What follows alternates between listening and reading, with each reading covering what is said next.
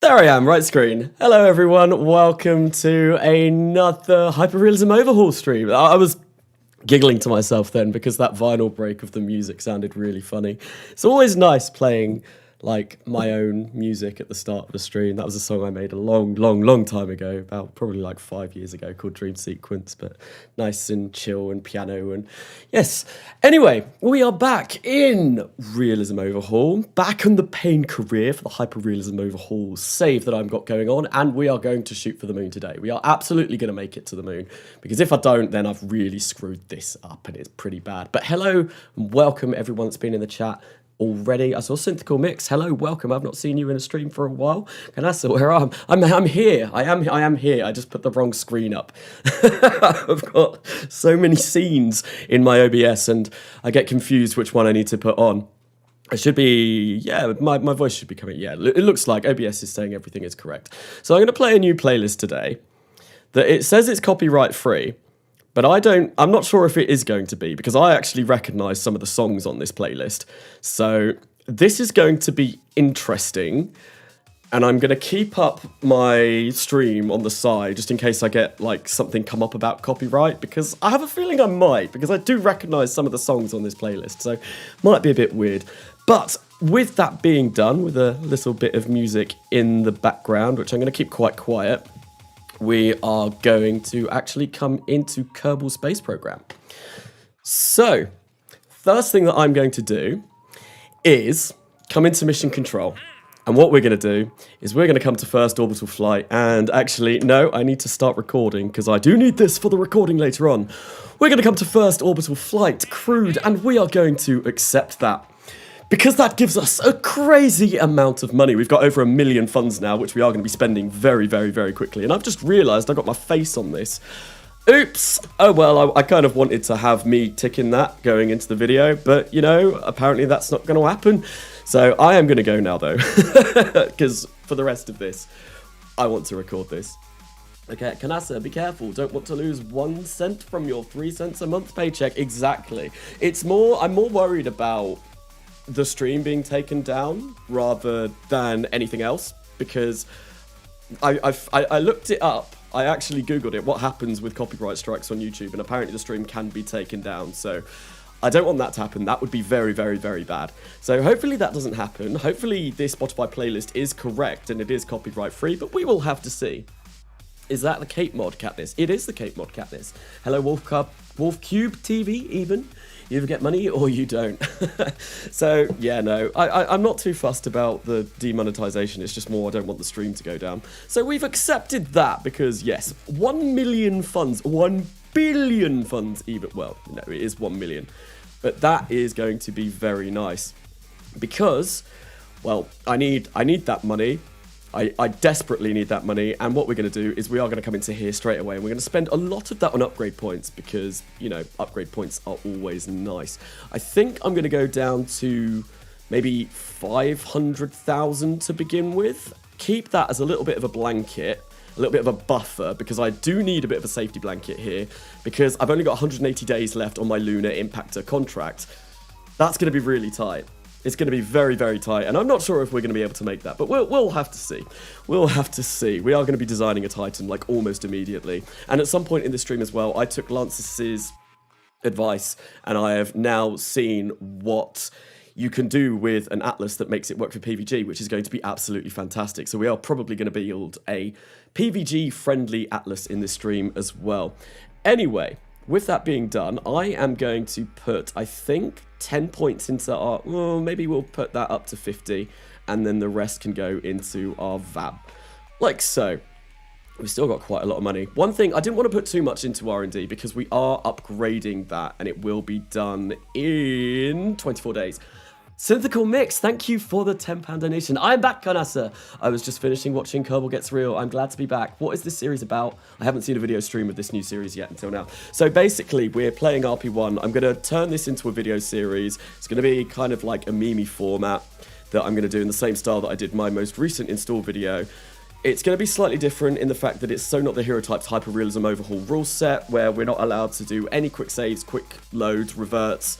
Principia is on the install, And we are also not allowed to do any simulations whatsoever, and that is the real kicker. It's been going all right so far. It's not been too difficult. And yes, Clay Sedard, we are going to slap the moon today.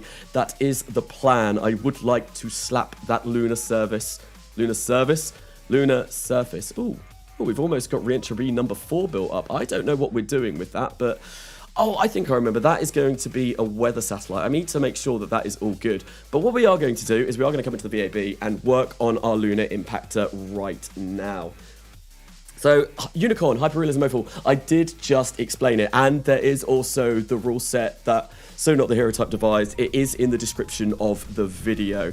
Because the first stream that I did of this, well, it was a little bit crazy the amount of times that I got asked that question. So I thought, you know what, we'll slap it in the description. That way, people will know exactly what it is, and yeah, I'm not, I'm not constantly answering that question. It's designed to make you feel pain, exactly so not the hero type. Thank you for coming up with these rules. Thank you for causing me pain. Thank you for, yes, making my life a bit of a misery. It's really not all that bad. But anyway, we are going to work on a Lunar Impactor. Let's get this done now. So, basically, the way I like to do lunar impactors is, I think someone mentioned it in a previous stream. This is going to be a science core that we're going to use. So if we make this into a fillet cylinder, we'll make it, say, like so. Very, very, very small little thing. And what we'll do is grab a communitron on here because our communications at the moment... Right, this is absolutely not copyright free. Right, no, we're going off of that playlist.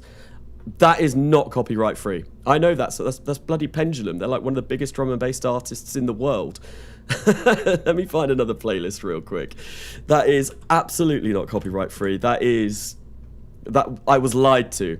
I was lied to. So let's just go back on the standard Stream Beats one.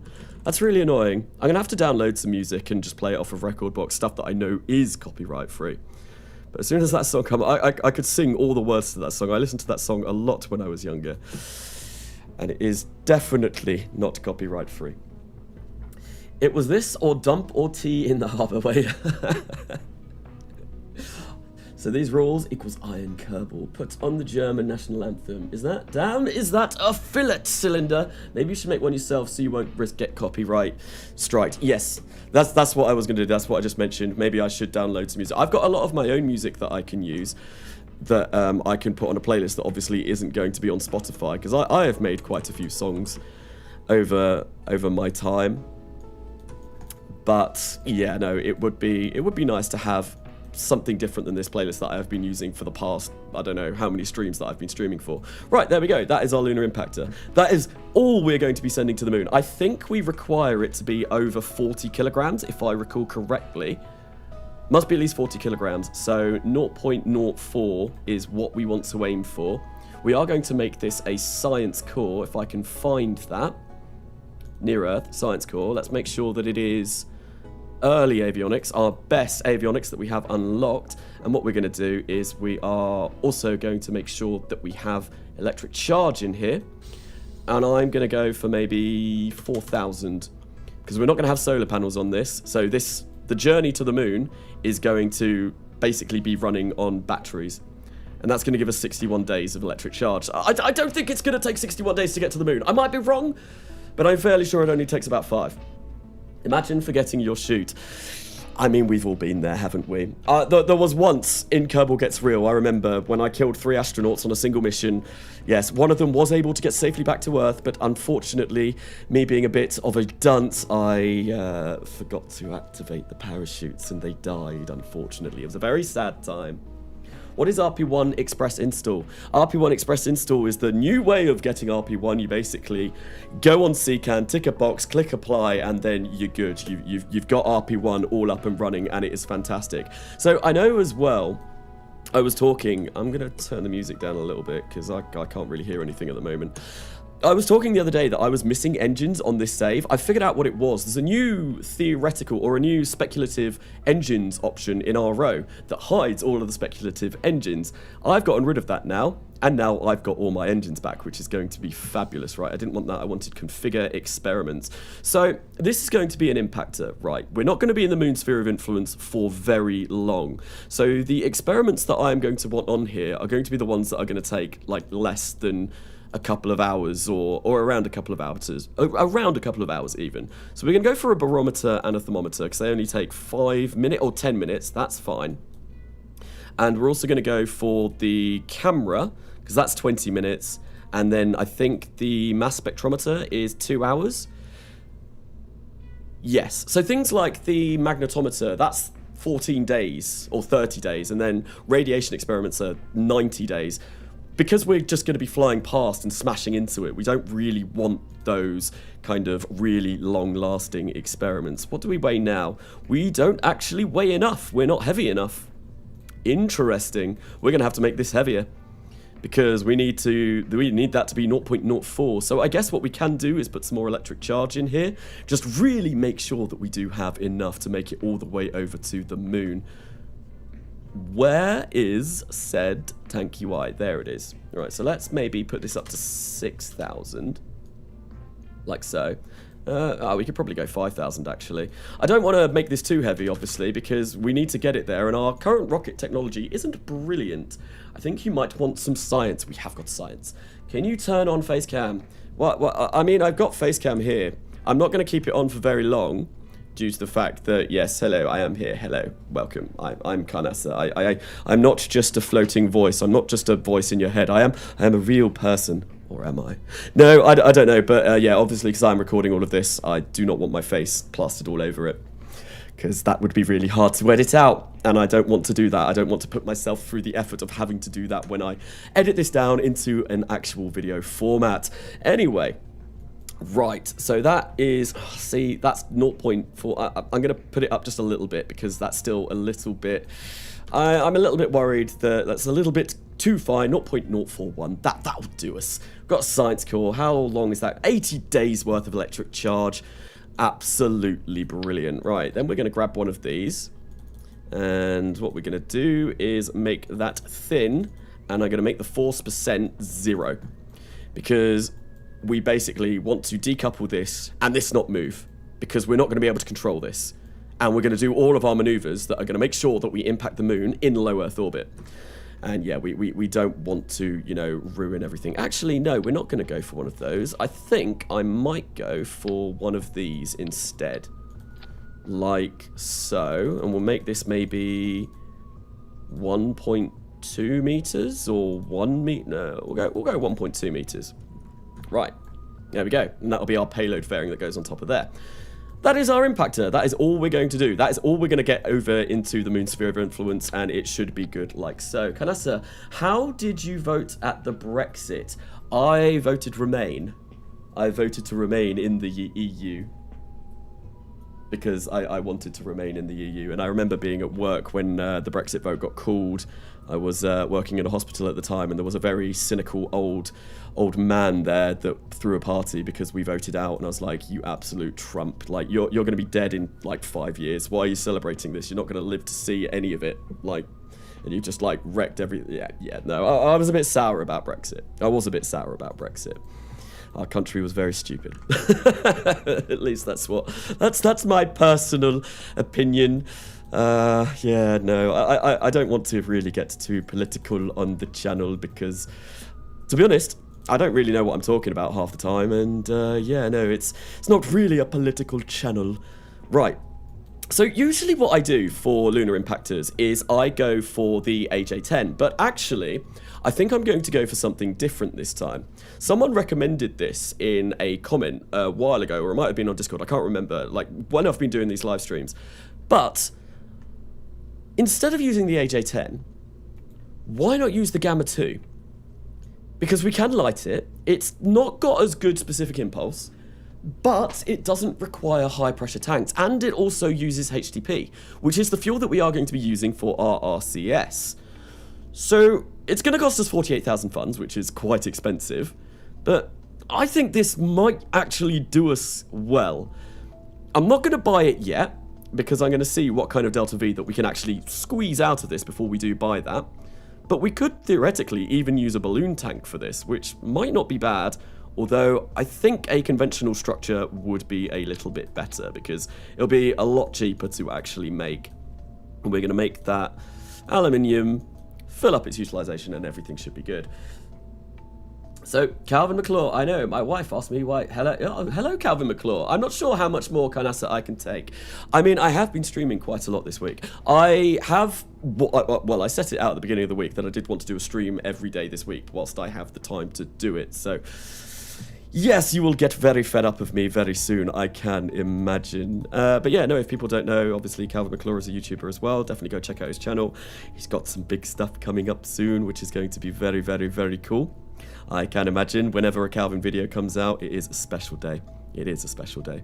Right, we're going to go for a skeletal mount here, this one, because this is just the one that I really like to use, because I think it looks very pretty. And what we'll do is we will grab that Gamma 2 and place that on the bottom like so.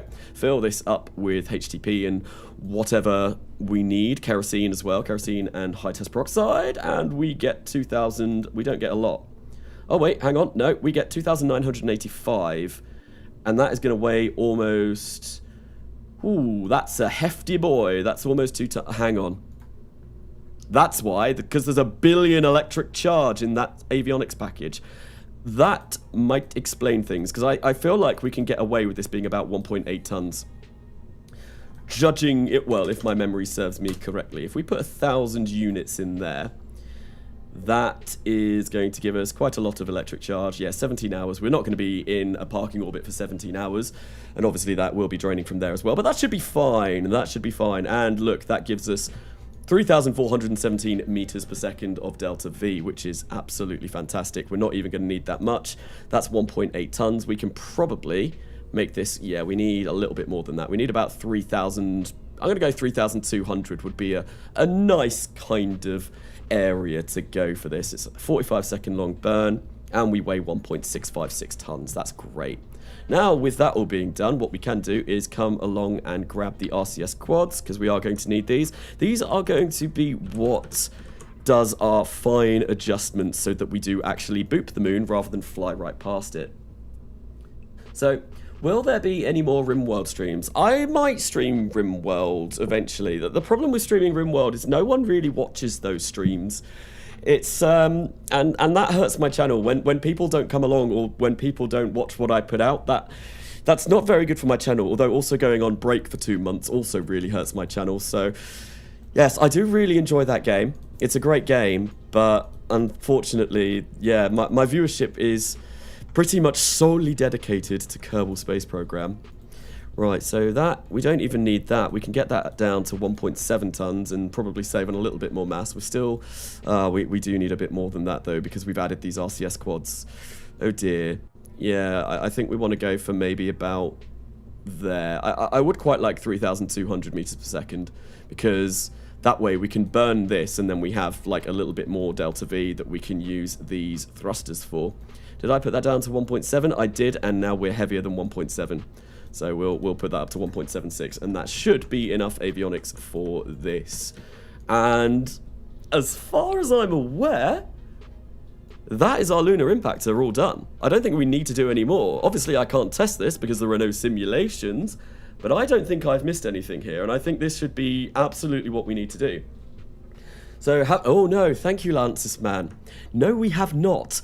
We have not made the antenna capable of reaching the moon. So let's come and check this. I want to do remote body presets. Yeah, no connection. Look at that. So if we raise the gain, there we go.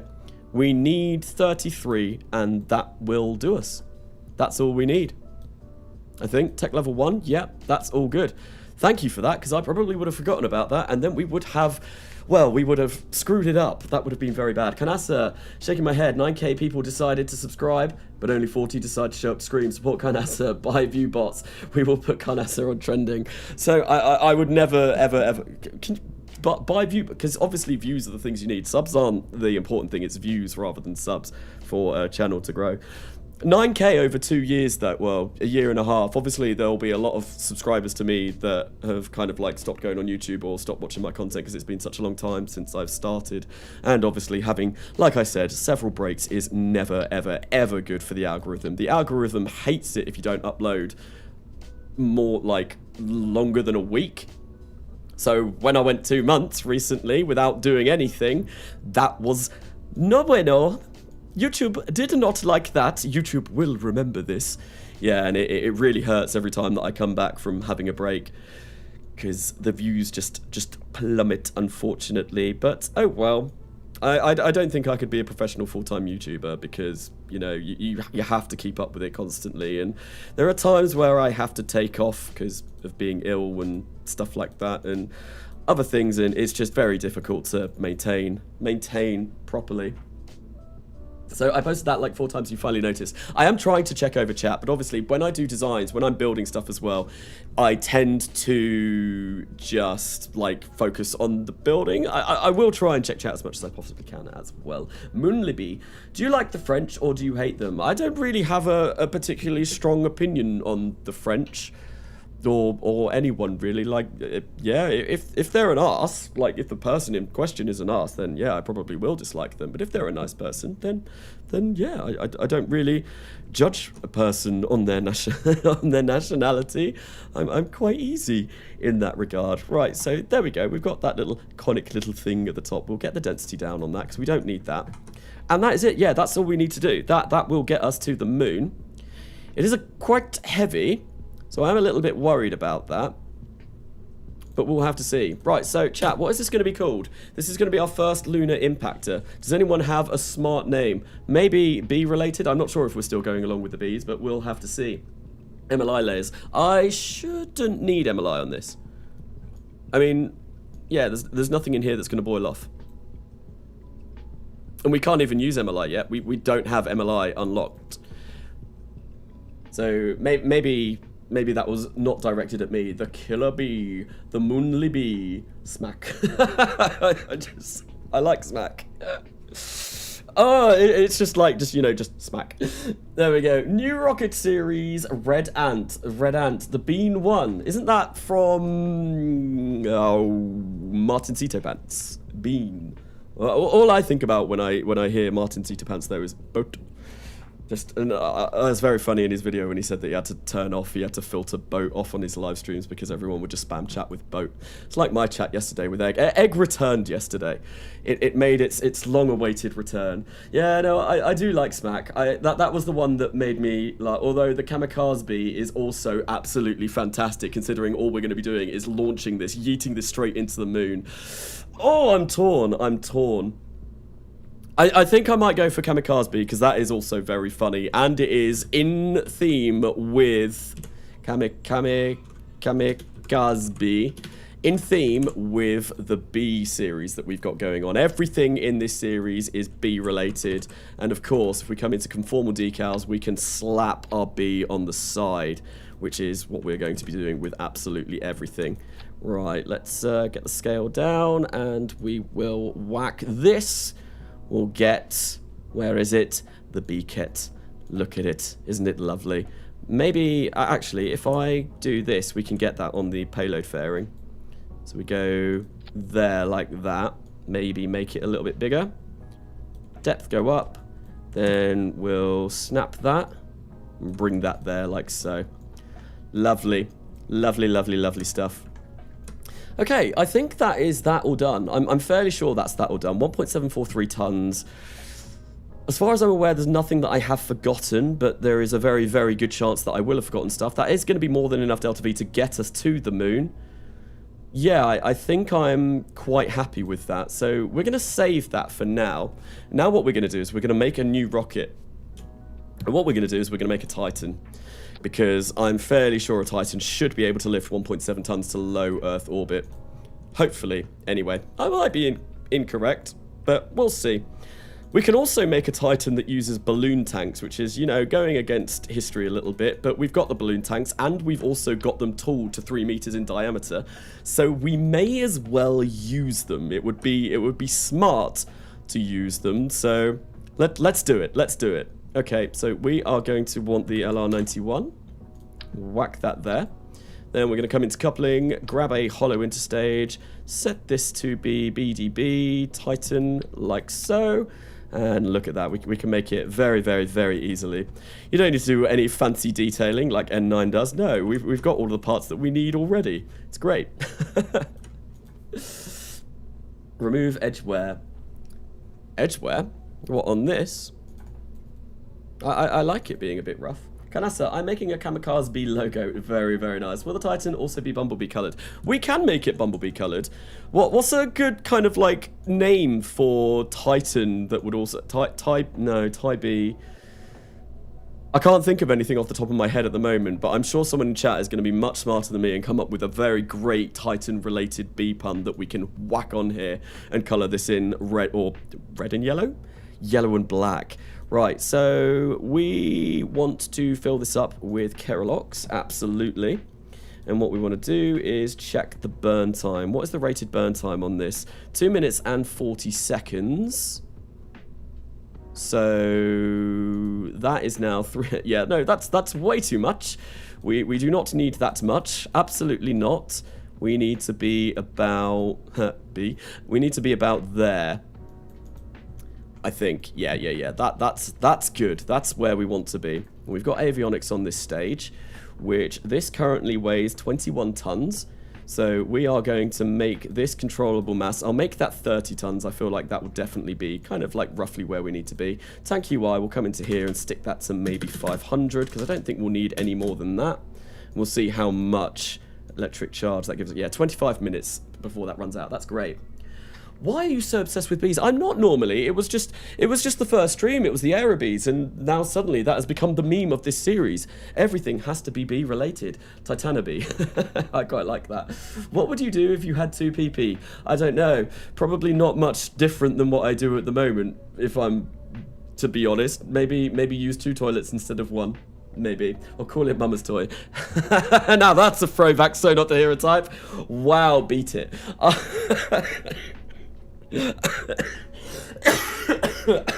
I'm still sick. I've still got a cough. I really should get to the doctors, but it's proving pretty difficult to actually book an appointment. They're always busy and booked, which is a bit of a shame. But yeah, no. So I think because it's Sono, I'm going to go with Sono's suggestion of beat it. Because I made him name a rocket Mama's toy in one of his streams, and it was very questionable. It was very questionable indeed. It looked a bit odd. It looked a bit rough, and yes, it was probably not very funny. Right, so we want an LR87 now. Whack that on there like so, and I mean, where's the Titan 1? There we go. Look at that. This is our first Titan. And it's beautiful. Isn't it beautiful? I mean, all you can see at the moment is the bottom of it.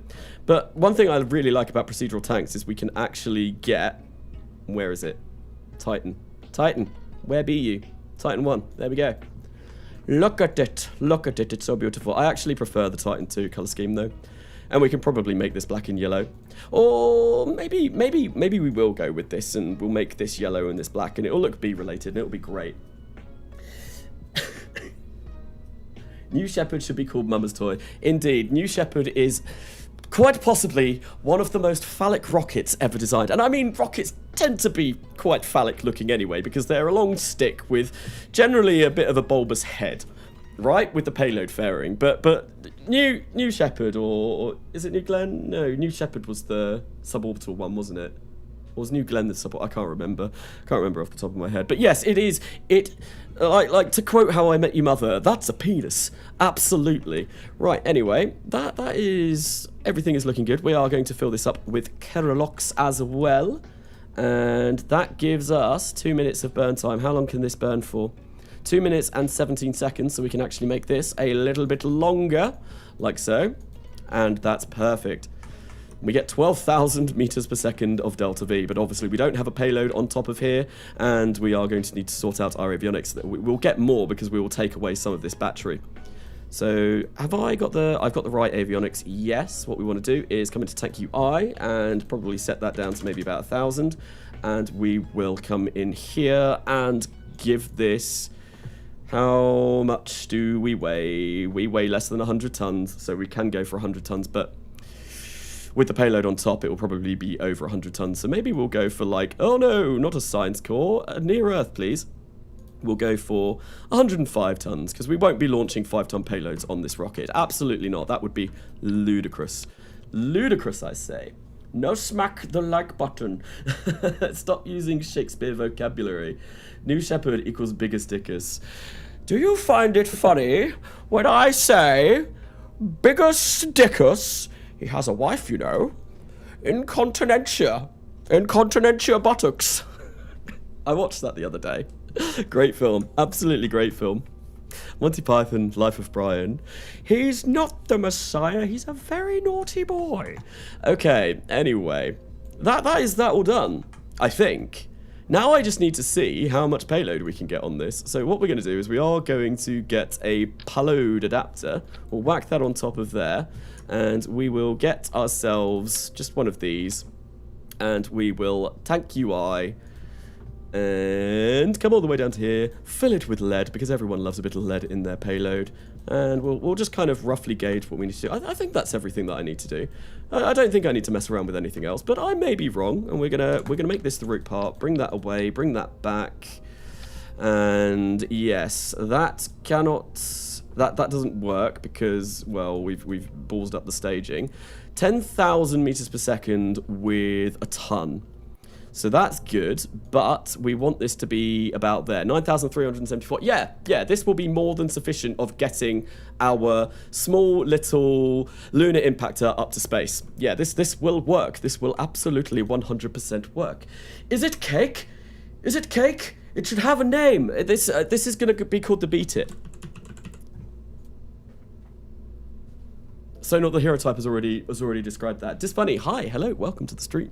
Welcome to the stream. Yo, Carnassa, there is a verified here. It's Rail Cowgirl. Rail Cowgirl comes along every now and then. She was in the stream a couple of days ago. Go check out her channel. It's all to do with, if I recall correctly, it's train routes. You're not a signal operator or something. You operate trains in Sweden, I think, from what I remember.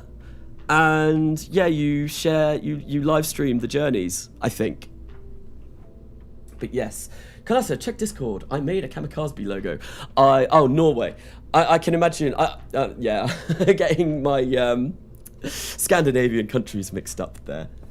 Close enough. Close enough. But anyway, yeah, Norway is a very beautiful country. I've only been to Norway once or twice. I think no, I've been to Norway twice on skiing holidays, but that was when I was very, very, very young. I would love to go again though, because it does look absolutely amazing. Like all that northern coast with all of like the kind of like the archipelagos. How do you even say that word? Archipelagos? Probably completely butchering that, but like all of the mountains, and it just looks absolutely serene. I'd love to visit that and just have a, yeah, it looks beautiful. Right, anyway, we are going to, of course, colour this in the most hideous colours possible. The bumblebee colours. Well, you might disagree with me there. You might think it is absolutely beautiful, but we'll go for something like that. And I believe we can also recolour this. Or can we not? Oh no, we can't recolor this. Oh, that's a real shame. Oh, I thought we could. No, we can't recolor that. So that's gonna look a bit janky, but we'll go with it. We will go with it. Excuse me. Dying here. Dying. Yep. We will do this. Right, there we go. We'll get black paint metallic there, like that. There we go. We got a nice little black stripe. I think that could, yeah, that black looks kind of nice. You couldn't. Are Kerbal's names the same in this mod? No, they are different. And what we are going to be doing as well, rather than just using the ones that we're given, when I actually get round to launching crew, and when I get round to launching Kerbals, what we will do is we will be taking names from people in the live chat when I get round to that, which hopefully shouldn't be too long. Right, I think with this, let's have a look and see what we can go. I think we'll go for the Delta 4 again, because that is the most stripy one that we've got, and you know, we want this to be stripy like a big B. Everything. I think once I've impacted the moon, we will move away from the B color scheme, because I think that will be when I finish the first episode in this series, when I've got enough recording to do one episode. And that will, yeah, and I think maybe that'll be like quite funny for the first episode, that everything is B related, and then following episodes it'll be something a little bit different. But we're gonna have to kind of figure something out, right? So I want to store that color, yep, and then we want to load the color in here, and then we'll make this black paint metallic, and then we'll make that black paint metallic. Lovely, lovely, lovely stuff. And we definitely, absolutely should be able to recolor this. No, we can't. Damn it. Oh, that's so annoying. I thought we had recolor on this. Maybe we have recolor on some of them. No. No. Oh, wait, no. Open recoloring G. Oh, we only get that on the truss interstage. I mean, we could go for this. Looks very Soviet, but, you know, there's nothing wrong with that. We go for something like this, and then we can color it in black. So, you know, it's B colored, I guess. There, like so. Look at the weird looking Titan. This is not a very pretty looking rocket at all. Ganasa, is there any other impactor mission? Please name it smack. Maybe we will. The Soviet Titan, indeed. It's some sort of amalgamation of the American and Soviet architecture, and we've got this kind of like hollow interstage here that does look very, very Soviet indeed. I am going to come in here and we're going to just do that, because I don't like the normal kind of style for that. And what we'll do is we'll get this procedural avionics, come into here, open recoloring GUI, set that to be black paint metallic, and that is everything. That is all we need to do. Well, actually, no, we need to tool it. I'm quite happy. We're not going to test it, obviously, because no simulations allowed. And that's only going to take us 55 days to actually build the Titan, which is, or the beat it. Yes, not the Titan. Titan doesn't exist in this universe. No, it's the beat it. Very pretty, very pretty. Sending cows to space. And of course, with Principia. What's this? What's this? What's this? I feel like I'm missing something here. Why impact is sus? Because it has imp in it, which stands for imposter. Oh my god, Amogus. Amogus. Karnasa, can you make a cow rocket? Maybe in after we do Lunar Impactors, maybe when we start focusing on crew, everything will be black and white with big spots all over it, and we'll try and make it look very cow related. But for now, the beta is done. I'm going to save that up, and what we're going to do is that gives us 9,373 meters per second of delta V with a payload that weighs 1.83 tons. I reckon we can probably, let's see, we can probably get about there.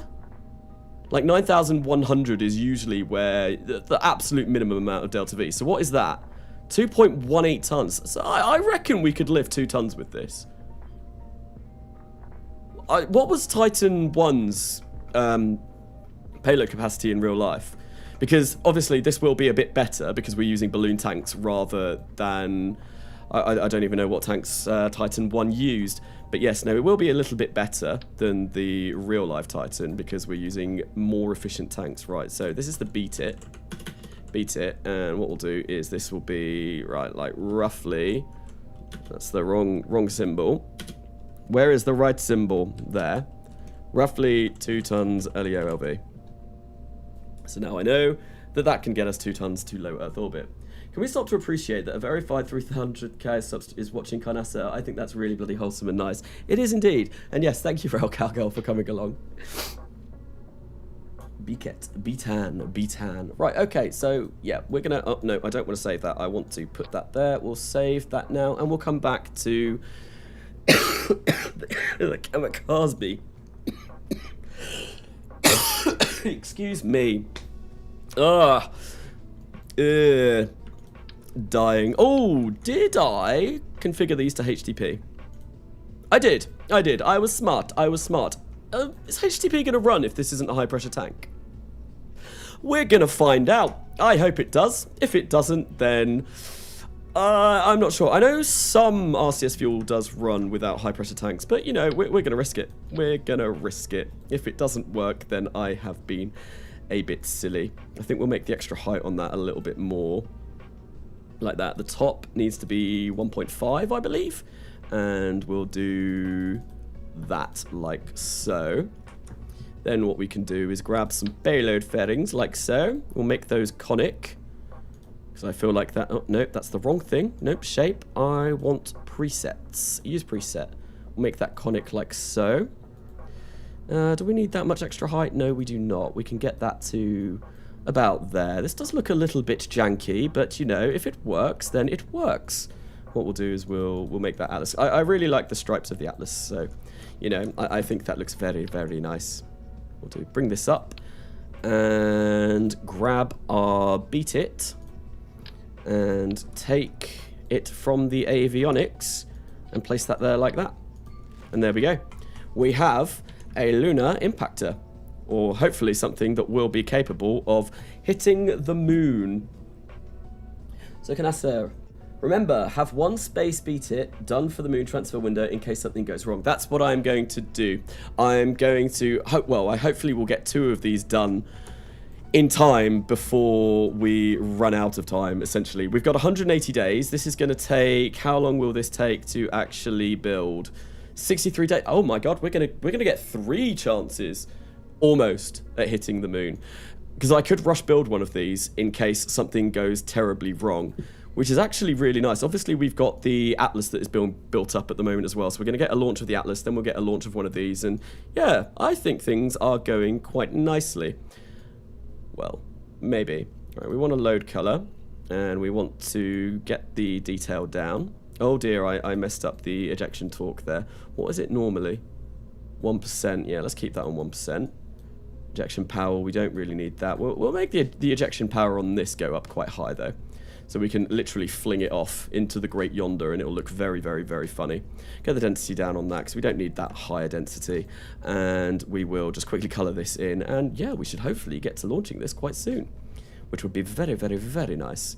We'll get that to be yellow. We'll get this to be black. If I come into recoloring GUI, just like that. And do that there, like so. And then, I think I might keep that white, because then we can actually see the bee behind it. Like, I think if I make that yellow... Oh no, we can still see that. That's fine. That's fine. That maybe we will keep that a little bit more yellow, though. Like about there. And then finally, I forgot to do the mount for this, so we'll do that too. And if we go, I think we'll just, like, you know, do this and black metallic, and there we go. Everything is in the same color scheme. And I think we'll grab another bee and just, you know, whack that on the side over here, because you can never have enough bees on one of these rockets. And we'll scale that. Whoa, that was a big bee. Look at that. It's the return of the bee. Lovely, lovely, lovely, lovely stuff. RCS won't run according to others. Oh dear. Also, now you need helium as well. Okay, right. So I guess what we could actually do, right, if that's the case, doesn't matter. This is still going to be fairly, make them fillet cylinders, make them very, very, very small, because we don't need them big in the slightest. Maybe make the length like that. Okay, yeah, we'll do that. Get a couple of those. Like so. Move those. Oh, it's because it's attached to the gap, right? Get in there, get in there, get in there. And we will make this high pressure, and we will fill this up with HTP. Why is that not saying? There we go. HTP and helium. Thank you for that suggestion or the recommendation, because it would have been sad if we got all the way up to orbit and then realized that we couldn't fire our RCS. We'll whack that in there like so. And what is that going to do to our Delta V? Because obviously we are adding more stuff. That now means that we don't have enough. Okay, so we can maybe make this a little bit bigger. I think we'll go about there. 1.823, we are still going to be able to get this up to orbit. That's fine. And yeah, we've got a couple of high pressure tanks there, which should be more than capable of providing the fuel for those RCS, which will be great. Then what we can do is just come back in here and put those on. With Exo 7 series explains. Wait. Be gone sounds good for for a high thrust weight rocket. Indeed it does. Be gone.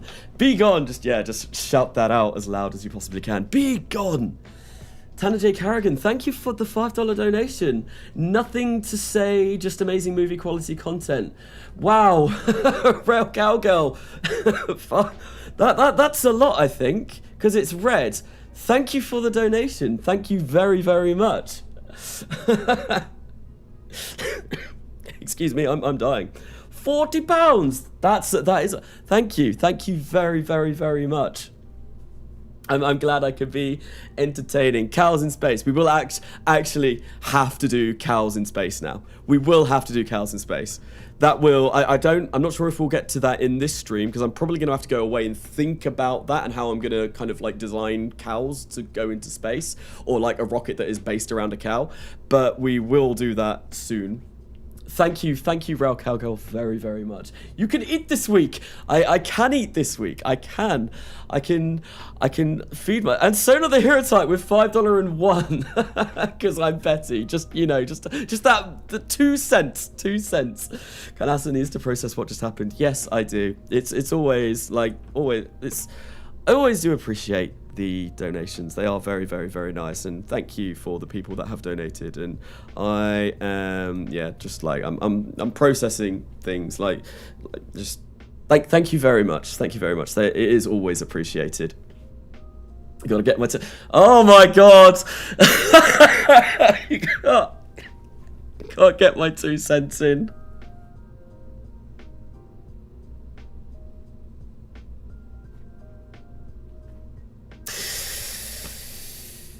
Yes! I can't believe you went there, SoNotTheHeroType, but that was amazing. That was special. That was really special. Thank you for that. Thank you for that. Anyway, I'm going away again, just because recording and all of that. But yeah, no, I think everything here is done. I obviously need to sort out staging though. That is going to be important. So we want that to fire there. Then we want our LR91 to come at the same time as the Hollow Interstage, and we probably want that to come after. So we do that, and then we do that, and then we release that at the same time as that, also firing up the Gamma and the RCS on that stage, and then finally we release the actual impactor. You know, this kind of reminds me a little bit of a bee sting as well. Like, it's very pointed, so I think it does kind of work as the kamikaze bee. It does. I'm quite happy with how this design has turned out. I think it looks pretty cool. I'm not happy that we can't change the color of the LR87 though, because I thought we could. I'm sure you used to be able to, or I might be thinking of a different engine. Like, it's definitely not under control. There's no open recoloring GUI. Maybe I'm just thinking of something completely different. Right, let's have a look and make sure our avionics are all fine. Avionics are sufficient. Brilliant. That's what we like to see. It's going to cost us... It's going to take, 63 days. We're going to tool all. 61 or 21,000 funds even. That's fine. We can do that. And then, rather than building a dedicated Titan mount, because that's going to take me quite some time, what we'll do is we'll just get these launch stability enhancers and whack 4 of those on. Or how easy is it to make the Titan launch stand? I know there is a dedicated one, but I think it is a little bit more tricky than the Atlas one, where the Atlas one you just grab that and you just whack it on. So I suppose we could, like, because that fits, like, perfectly, but then actually having a launch tower is going to be a little bit more difficult. I think maybe I'll just leave that. We don't need any more than that. Obviously, it would be nice to have a launch tower, but, you know, designing modular launch pads, I feel, takes a really long time. It looks good if you do it well, but it does take a really long time. And I'd rather be getting to things like flights and stuff like that, if I'm going to be particularly honest. Right, we're going to save that up. And we're going to launch. Is it going to let me? Nope, because we need the Communitron, the Gamma 2, RCS quads, and the Titan 2 launch stand. So we are going to unlock those manually because I do not trust this, even though the system that they use has now been updated. Titan's base stand is easy. Attack on Lunar. Exactly, we are. We're just going to be sending things over to the moon. We're going to be smacking the moon. We're declaring war on the Moonshins. Or, oh, what was it? Someone was talking about after World War II, Nazis basically flying. I don't know if I can say that on stream. Yes, flying away to the moon in after World War II, and there was a film about it called Iron Sky. I remember watching something like that a few years back, like quite a few years back. And yes, no, that's what we're going to be attacking. So what the hell is NOC? That's a Soviet proposal, isn't it? What am I looking for? The Gamma 2. Where is the Gamma 2? Gamma, gamma, gamma, gamma, gamma. Gamma, gamma, gamma, gamma, gamma, chameleon. Do-do-do-do. Where is it? Gamma! It's in alphabetical order. I know my ABCs, right? O, A, B, C, D, E, F, G, H, I, J. Yeah, it's before, isn't it? G, J, H, I, J, K. Where is the Gamma? I'm up there, right there. I'm blind. There we go. Lovely. So that's that built or bought. I need the Titan launch stand, so let's come and get that. We are also going to need the Communitron, which we will buy. I have upgraded our tracking station already, so we don't have to worry about that. And we have got the better tracking ability. And I think there was one other thing that I needed. It was the RCS quad, so we will go and buy one of those now too. And it's the 2845 Newton class. And there we go. With that all being done, we can launch the What? But I have bought it. It's right there. I have bought it. What? Okay. I'm not one part for one. There we go. Oh, wait, what? Huh? Oh, there's two. There's two. Why is there two? What is the difference? Oh, that one's... Oh, it's the 5 one rather than the 4. Okay, that makes sense. Yeah, because this one has ones that stick out to the side as well. Okay, that confused me for a minute there. But we are good. Okay, we have built everything. And that should now be in our build list. Yes. Lovely, lovely, lovely stuff. And with that, we can leave the vehicle assembly building. Canasta got scammed. I did. I spent a whole whopping 1 fund on that RCS block, and I didn't even need to. I feel cheated. I definitely feel cheated. Something has gone terribly wrong here. Canasta, that was an anime reference because Attack on Titan, but you are attacking the moon. Attack on Titan is one of the only animes that I've watched. I've only watched the first season of it as well.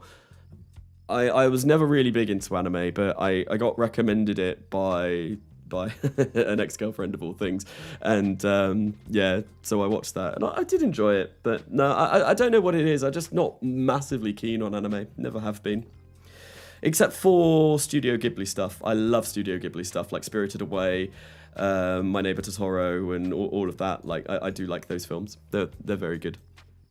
Okay, so I'm going to quickly, I said we're done with the VAB, but I want to come in here and I just want to make sure that everything here is as it should be, because I don't want to launch this and have something be all terrible, because this was yesterday that I designed this, and, you know, things could be obviously very bad. One thing yeah, look, there we go. It's the Atlas that is coloured in B colours, because why not? This should just be a thing with WeatherSat payload in. Yes, because we have this. We need 20 units of WeatherSat payload. So actually, we can make this even smaller. I might as well make this as small as possible, because like the smaller it is, the lighter it's going to be. So we can make it even smaller than that. There we go. That's about what we need to do. This is our weather satellite. Look at that. It's amazing. It's got no electric charge in it. It's literally just a service tank with a WeatherSat payload in it. Lovely, lovely, lovely stuff. Okay, that's gonna... Yeah, there's no time change with that. And how much does that actually weigh? That weighs 0.021 tons. I would like to think we can get that in the orbit that's required. If we can't, then that's a little bit rubbish. Anyway, we're going to save the edits on that. I know that should all be good now. So, Kanasa, you really need a bee pun counter. I do. We do. That would be great. I honestly can't really check over and see what's going on with the bee-related puns in chat all the time, so I couldn't see that. If there was like a bot that could count the amount of times someone does a bee pun, although is that beyond the abilities of a bot? I'm not sure. Maybe if it just like counted the word bee within it, it might be good. Right, but we are going to make sure that we build that, and we're also going to duplicate the kamikaze bee several times, because I'm fairly sure we're going to do more than one lunar impactor. We still got 406,000 thuns as well. I think I might... Oh, yeah, we're going to go down to 200,000, and what we will do is... Let's have a look. I might hold on to those... I'm gonna whack those into the VAB. Yeah, like that. Yeah, that seems good, because now they take less than 2 months to build. A Titan takes less than a couple of months to build, which is fabulous. Means we're gonna get a couple of Titan launches in 1957, which is great. Obviously, like, we can launch Gemini on Titan later on, and, you know, we'll launch Mercury on Atlas, and that will be awesome. Oh, did I oh no, I thought I accidentally hit fly then. I'm still a bit flustered about all the donations earlier on. So thank you very much. I'm just, my brain is a bit melted, because it's not every day that happens, but thank you. Right, so we're going to warp to complete, and we're going to launch re-entry bee number 4. Except it's not a re-entry bee, it's a... What is it going to be doing? It's just a weather satellite, but it's the same kind of... I think I edited a re-entry bee and made it into this weather satellite. That's why it's called that. A weather sat. Right. Yes, of course. It's only going to be taking pictures of the weather. That's all it's going to be doing. We're definitely not just studying... Well, we are. All we're doing is studying cloud formations over Siberia. Nothing else. Don't worry about that satellite. No, we're not finding all of your secret launch sites. Definitely not. Anyway, we're going to launch re-entry bee. So, oddly enough, so is Canassa. What am I? What? Oddly enough, I'm what? Damn?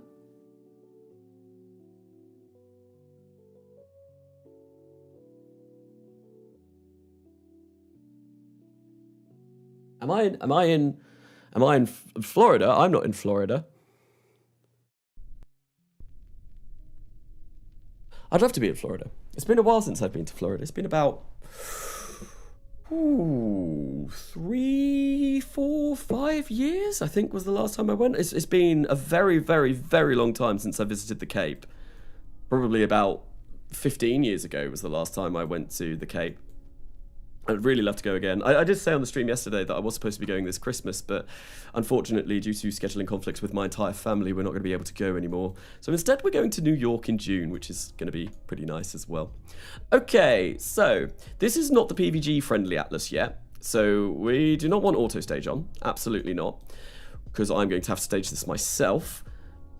And I think this is all fine. We want a PVG after stage 3. Yes, we want that staging's all messed up. We want that to go, and we might as well get that on there as well. Whoa, does that really change that by that much? We lose like 100 meters per second at delta V by doing that. That's mental.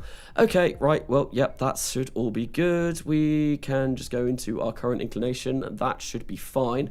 We do need to change this, though, because I think the contract is over 210 kilometers. Oh, no, over 300 kilometers. So I think what we're going to do is we're going to go for 330 by 330, because Principia is going to mess around with our orbit, so that might be a little bit nicer. I'm not even sure if this Atlas is going to be able to do this, but we'll have to see.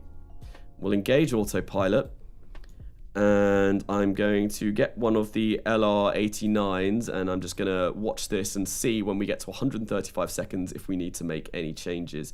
I might make this go to 0.5 then as well, rather than 0.6 if we need to go that high, because I feel like that should be kind of where we need to be. Right, anyway, flight of an Atlas. And let's bring this over, because why not? Look, it moves! It moves, and whilst it's moving, we're going to launch this. So in 3, 2, and 1. And there we go. We have a successful ignition on both the LR-89s and the LR-105. And Apparently, MechJeb is saying that we're going to have minus 13,000 meters per second of delta V by the end of our burn.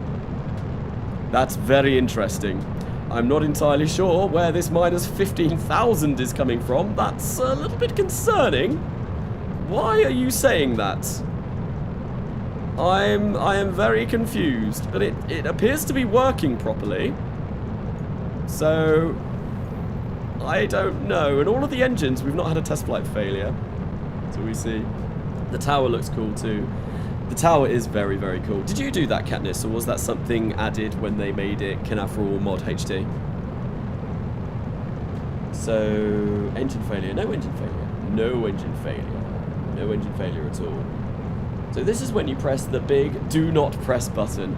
It always makes you like why? Why would you put that there? Why would you put that there? It's like every time there's a button that says do not press me, what do you want to do? You want to press it. So I only made the 39A and B terrain. Oh, okay. Who did the rest of this, Katniss, then? Was it Nathan Kell? I know Nathan Kell did something on it, didn't he? What mods you use for the pads? It's Knafrel HD mod, I think. So I've been in Florida for the past month. No way I would let this opportunity go to waste. The longest I was ever in Florida for was... I don't think I've ever been in Florida for a month. I've been in Florida for about 3.5 weeks before. Because when I was over there, my mum got very sick and she had to stay in hospital. And we missed our flight back home because of that. And then also at the same time, it was the same time that the big Icelandic volcano went off, I think in 2010? I think it was 2010. And yeah, our flight got cancelled afterwards, so we were in there for a very long time. Right, 135, 136. We're going to ditch that stage now. Oh dear. Something failed.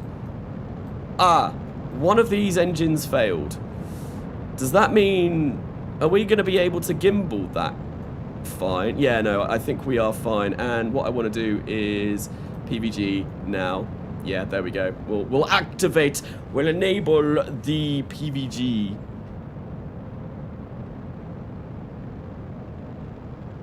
No, I'm serious. The reset guidance button usually fixes MechJeb's weird numbers. Does it? I've never actually pressed the button. Despite what I was saying earlier on, I've never gone and clicked it. Although we are apparently going to reach our orbit with about 336 meters per second of delta V left. So that is fabulous. Yeah, we don't have anything to worry about with this launch.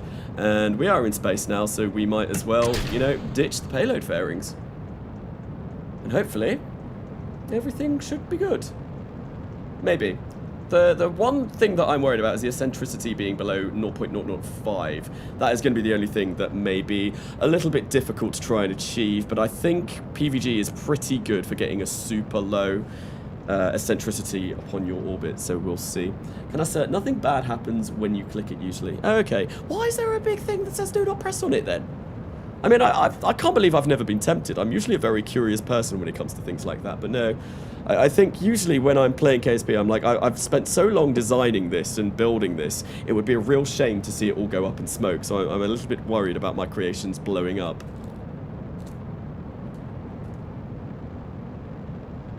It helps press it. Oh, okay. So I probably should have pressed it then when it said that I was getting minus 15,000 meters per second of delta V. So yes, that would have actually been the time to use it. Ah, the more you know. So I wonder how overbuilt I could make my rockets if I was playing RO. Overbuilding in RO, you tend not to do... Well, I tend not to overbuild things, really. Like, this is only going to have 300 meters per second of delta V left out of a grand total of, like, 10,000 that we started with. Usually, like, the way that I've designed the Lunar Impactor that I was just working on is, like, I think, right, I'm going to need 3,150 meters per second of delta V to get to the moon. So I'm going to put 3,200 in that stage. So we've got a little bit of wiggle room, but because you only get, like, one ignition on engines, especially at this point in time, you're only going to get the one burn anyway, so it's not like you can really do multiple burns and like thinking, oh yeah, I'll have just a little bit extra just in case I fluff it up a bit, then I can, you know, burn again a little bit. It's yeah, I don't find you tend to really overbuild all that much in RO. At least personally, I don't. We've got 50 seconds until we complete our orbit, which is going very nicely. No engine failure yet. Who reckons, right, so we've designed the Beat It. The Beat It is the first version of the Titan that we're going to launch, and it's going to contain our first Lunar Impactor. Right, okay. So, will the first one of those be completely successful, or will we suffer an engine failure? Because I don't know how reliable those engines are. I'm fairly sure the LR91 and the LR87 are both pretty reliable. But it would be very interesting to see if we manage to get up to space without any problems. And then, of course, we've also got the Gamma. We have to worry about the Gamma. Don't forget about the Gamma. That could also fail our translunar injection burn, which would be very, very sad.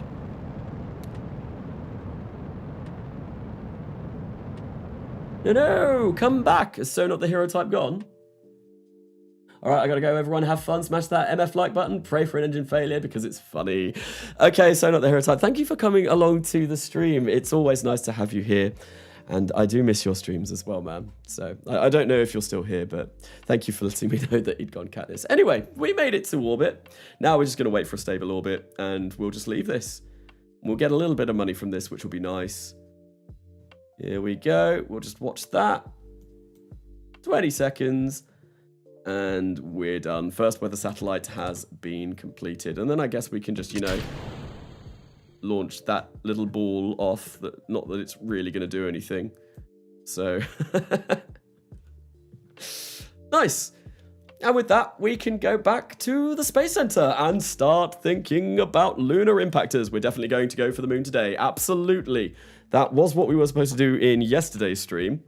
But I got a little bit ahead of myself. I thought I could make it to Luna yesterday, but turns out I think I had a bit of a hypo in the middle of the stream, which never helps, and I was just faffing around far too much to get us to Luna. I'm looking forward to my voice being proper again, because when I'm sick, it goes a little bit deeper, I think.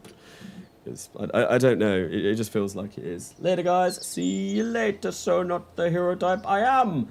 Wanted to see if it failed or not. No, SoNotTheHeroType. I don't build rockets that fail. That's a complete lie. If you've caught this live stream series, you will know that's a complete lie, because we have had several failures over the course of this series. We've got 250,000. I think the next thing, I kind of want to upgrade this at some point soon as well. Getting a second build queue would be huge. And yeah, I don't know how long it's going to take us to do that, but it would be very nice to do that. So I think what we're going to do is warp to complete here. Then we get the Kerbal Space Center Research and Development will upgrade. We could spend some of this, but I feel like 250,000 at the moment, considering we've got contracts that we very well could fail. I feel like I do want that. I do want that safety blanket. Absolutely. Right, anyway, Kamikaze, or Kamikaze B even, number 1. I should really rename this so that I know the difference. I can differentiate them. So let's call this Kamikaze B number 1. Have I got caps lock on? I do. Kamikaze B 1, and then this will be number 2. And I turned caps lock off, so there we go. Kamikaze B number 2, and we'll just warp to fleet and get all launched up, and hopefully nothing goes wrong. Up serious, shit serious.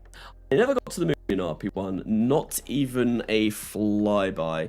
It is, I mean, I have now been streaming for 13 hours of this series. It's taken me 13 hours to get to the moon to attempt our first flyby.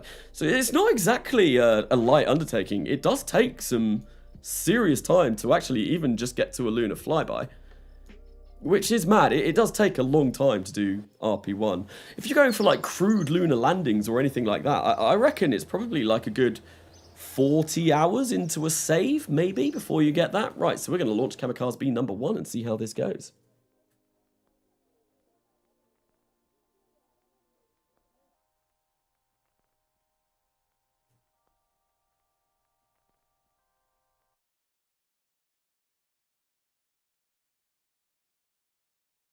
My internet is acting up. Oh dear. I'm still here. Is the stream dead? Is stream died? Did stream commit die? Because it very well may have done. I hope it hasn't. I am here. Is the stream not there though? Oh, you can hear me. Oh, brilliant. Yeah, no, there was a lot of people saying that the stream was dying, and I wonder if my internet has just decided that it. No, wow, look at that, the launchpad compared to the tiny little Titan or the Beat It. No, I was a little bit worried that something had gone wrong there. Just glitchy voice earlier. I wonder what was causing that. Very, very strange. Right. Okay. So we're going for the moon, right? Principia in standard RP-1. The moon is at a 28.6 degree inclination, which is great.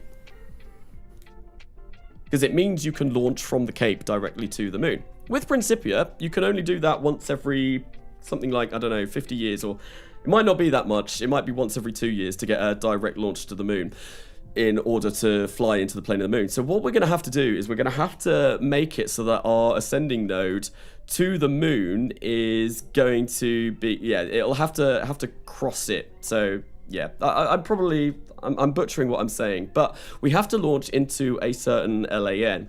And in order to do that, I have downloaded a script from KOS. I've got a KOS script, which I have modified slightly. It is, I think it's Ryan came up with this script. So switch to 0 to change us to our just like normal files in KOS. And what I'm going to do is run lan.kos. And there we go. That is now my target LAN that I want to launch in. Usually that script will then launch for you, but I don't like doing that. I like to set up the launch myself. So what we're going to do is we are going to come to Ascent Guidance. We're going to go for 180 by 180. And that should all be fine. That should be fine. I think we don't really need anything more than that. What we're going to do is launch to LAN. 138.4 will do us fine because, yep, that's where it is there. We can close that. Then we can click that. And in 13 hours, we are good to go for our first lunar attempt. And hopefully nothing breaks here. So we'll engage the autopilot and just sit back and enjoy the show.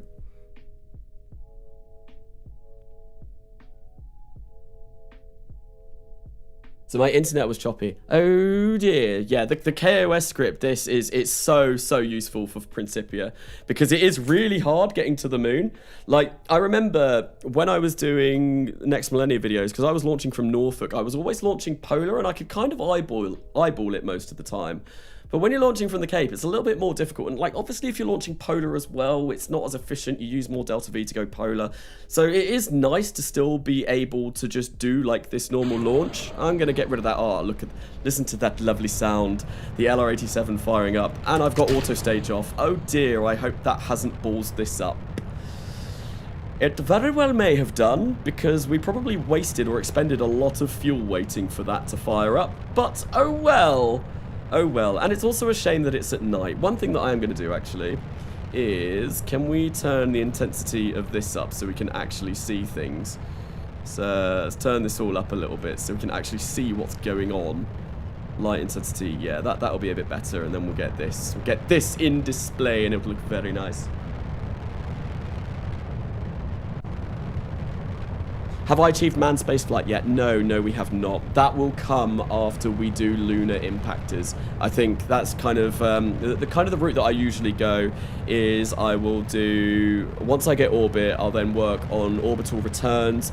After orbital returns, it will be Lunar Impactors, then it will be manned spaceflight, then it will be interplanetary probes. After interplanetary probes, that's when you can really open up to anything, and usually it's kind of do crewed lunar after that point, but we shouldn't be too far off crewed spaceflight, to be honest. I either anticipate crewed spaceflight being at maybe the end of this stream or towards the beginning of the next one, because I have picked up the contract at the beginning of this stream, but I still need to research all the parts, which is obviously going to take a while. We need to crane up True that are going to be able to fly. It's going to be a while, but I feel like after Lunar Impact, that is definitely the route that we're going to be going down. Maybe we'll also do some communication satellites.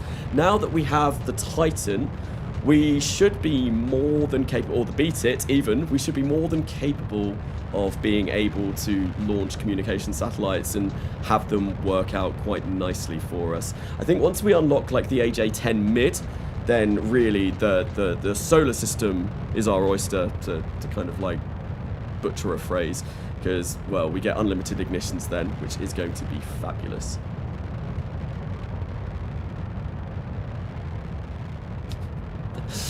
I mean, Beat-Its are cool and all, but you know what's better than Beat-Its? Big, fat anime titties. Indeed. Indeed. The sound of the LR80... Oh, hello. Oh, we've not got auto stage on, have we? I was like, what? Why is it stopped? Don't stop, that's bad. That's bad, and I realized that, yes, I haven't got auto stage on. We'll put that on, because that's probably smart. It's lucky that we didn't lose ullage there, because that would have been very sad. And obviously there's no reverting and no quick loading or quick saving, so that would have been a failure of this mission. Oh well, everything is good.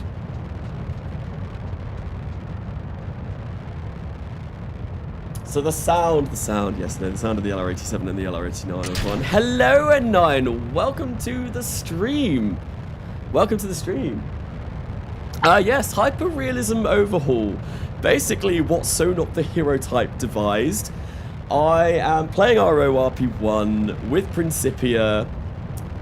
What else is there? There is no simulations, no quick saves, no quick loads, no reverts.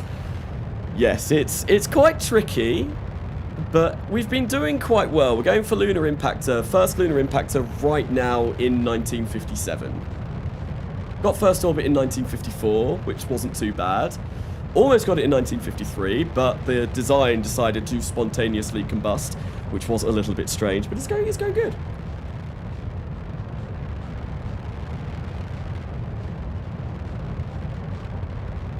Slow saves only. Yes, that got mentioned at the other on one of the other streams. Bored at work, so I'm glad to watch this. Glad to be here to try and keep you somewhat entertained at work. Speaking of, I'm starting a real job soon as well. I spoke about it on stream yesterday, but I went for a job interview yesterday, and I am now going to be training to be a manager at Costa Coffee, because in these times, the 3p that I get from YouTube, well, it's not that bad, but yeah, YouTube doesn't pay an awful lot for someone with just under 10k subs. Yeah, no, I need to go out and get a job, so I'm going to be being a manager at Costa Coffee, which will be quite a chill job as well. It's something that I can do, work around my uni hours as well, which is nice. And the store that I'll be working at shuts at 7 p.m. every day, so there's a good chance that I will be able to carry on streaming most evenings too, which will be very nice. If I managed the Costa like I managed my KSP, the Costa would be like, it wouldn't make any money. I would run it into the ground. Maybe. I don't know. Anyway, with that being done, we were successful. We got to orbit. Look at that. Brilliant. And now what we can do is do our first maneuver. We can actually plot out a maneuver for the first time in this series. I'm going to have to remember how to plot out maneuvers with Principia, because it's been quite a while since I've done this. So I know we need to come to Principia over here. We want flight plan, create flight plan, plan length. Actually, to begin with, we're going to create our maneuver. Actually, no, first things first. We need to ditch this stage. This stage is redundant. We're done. We're done with the LR91 now. So what we want to do is... Do I just want to stage this and everything should be good? I think it should be. But I am going to smart ASS, kill rotation, turn RCS on. Oh, god damn it. No, the avionics are insufficient. Oh, I put more fuel in here. Right, so we've got not much delta V. Okay, right, well, this is going to be a bit of a balls up. I don't think we're going to be able to do this. We might be able to do it. The RCS works at least. That's nice. This may be salvageable. It may not be. I'm going to plot out my maneuver to the moon, and I'm going to see how much that actually requires, because then we can start maybe moving some fuel around and maybe getting our avionics back. But this is not very good. This is not good. And I'm going to have to make sure that I remember to upgrade the avionics on the next version of this. Right, so we want to make the plan. Let's just put it an hour in the future for now. And we want to go for probably about 3,140 to get over to the moon, I reckon. And we are wanting to set our plotting... Oh, actually, no. Let's set our plan length to be 6 days.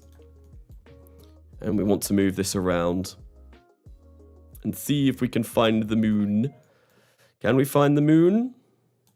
That looks like we found the moon, because you can see the way it's kind of gone all janky. So that does look like we are approaching the moon in that situation. So what we will do is come to plotting frame, and we'll set it to MCI, because that should hopefully tell us, yeah, there we go. We are approaching the moon here. So if we... Oh, we're going to need more, aren't we? We're going to need more than 3,140 meters per second. Yeah, we're going to need about 3,150. Is this doable? I'm not sure if it will be. Yeah. There we go. That's a Lunar Impact. Oh, but can we do it? Can we do it without avionics? That is the question. Principia is just magic. I love Principia. I was really nervous when I first got it, because I had no idea what I was doing. Like, N-body physics sounds really scary, but I love it now. It's so much better actually using Principia to plot out maneuvers, I find, than the way to do it with stock. Oh, hang on. No. We got to get this. Look at this. Look at the sunrise. Oh, it's beautiful.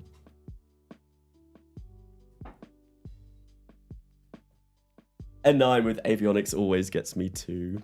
Avionics, it's so easy to forget. And like, I did set the avionics to be correct, but then I kind of added more fuel. And because I added more fuel, well, unfortunately, yes, the avionics was not sufficient. I'm not scared of N-body physics. I'm scared of the interface. It's actually quite simple to get. It doesn't take too long to get used to Principia. Absolutely not. It doesn't take too long at all. Anyway, I'm going to take a screenshot of that. Yeah, let's get this a little bit closer. Have we got the B on the side? Oh no, the B were on the payload fairings, but we'll get that, and we'll see if we can somehow salvage this mess that we've got ourselves into. We'll get rid of Principia, and what we'll do is, I think we need to get rid of quite a lot of stuff. So I think out of everything, let's get rid of a little bit of the kerosene. I want to make this... Right, resource flow. We'll get that down to like 7 units a second, because we've got barely any kerosene. 2 units a second. So we dump. Oh god, no, that was way too much. Yeah, no, we've yeah, there we go. That's it. That's it, and there we go. Look, we can unlock controls, and the RCS all works, but we've now only got 1,956 meters per second, or 1,920. But what we might be able to do, actually, what we are going to do instead, so that we can actually get a bit of science from this, is we're just going to stick ourselves progress. Oh, we've got no connection here either.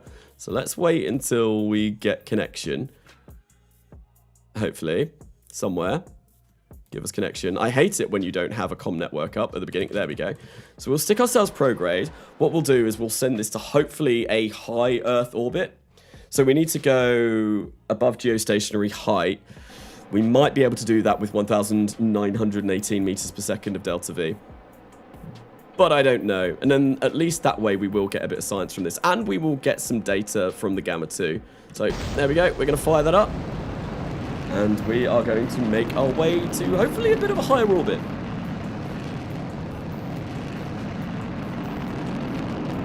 Manually RCS into prograde, then spin stabilize. I wouldn't have been able to control it at all to basically move to prograde though.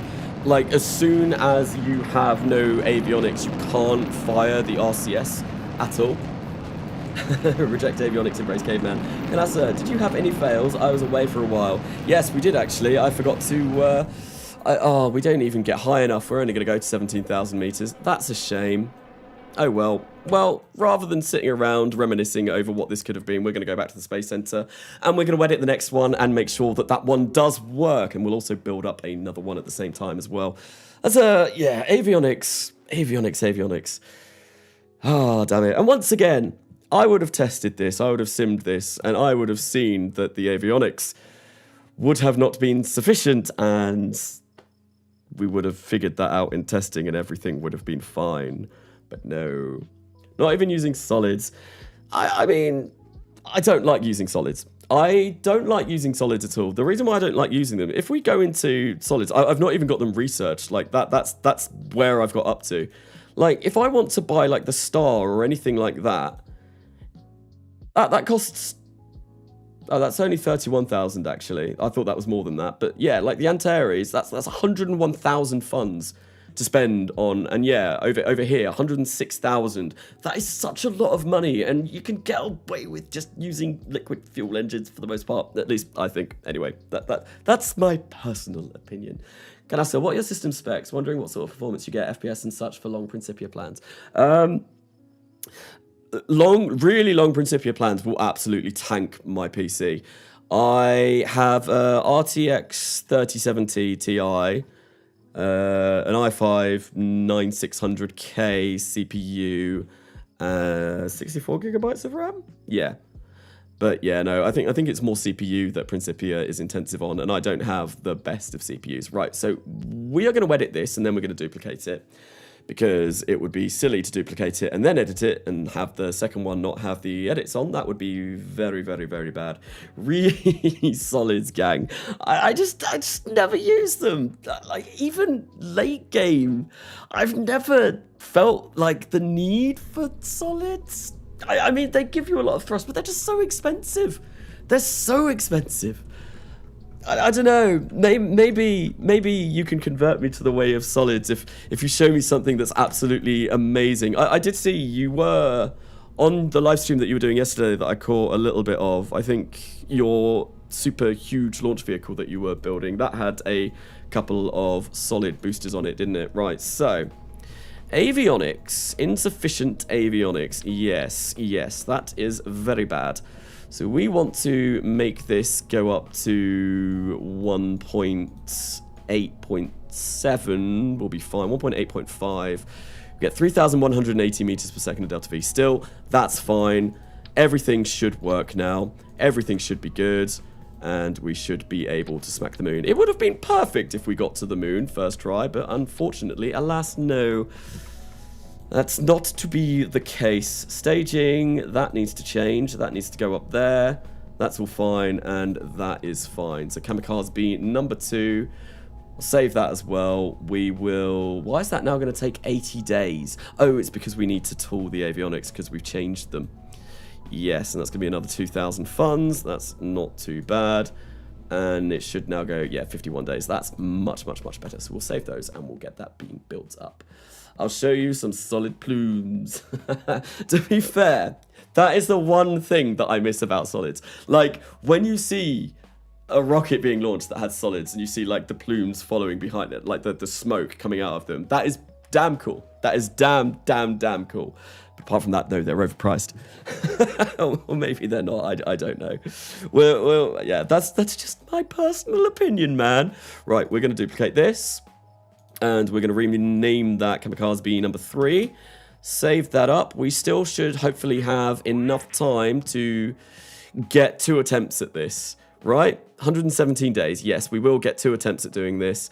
We've got a lot of days before the first orbital flight, so that will be absolutely fine as well. And yeah, what we'll do, I don't think there's anything else I need to worry about. We'll warp to complete.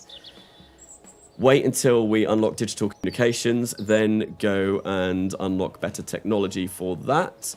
So if we come in here, and come and look at this, and we can buy Constech level 2, which we will do. And unfortunately, I suppose we could put it on the vehicle that we're building right now. I'm not sure if it's needed though, and we can also upgrade this for 50,000, which I think we will do. Yeah, because it's always nice to get tracking station upgrades. How long is that going to take? 40 days. Do I come in here? To be honest, we are going to get connection with what we've got at the moment, so I don't think I really need to worry about upgrading the comms on that. Digital communications is going to be, it's going to be nice, but we don't really need it. We're just going to complete and get it all done.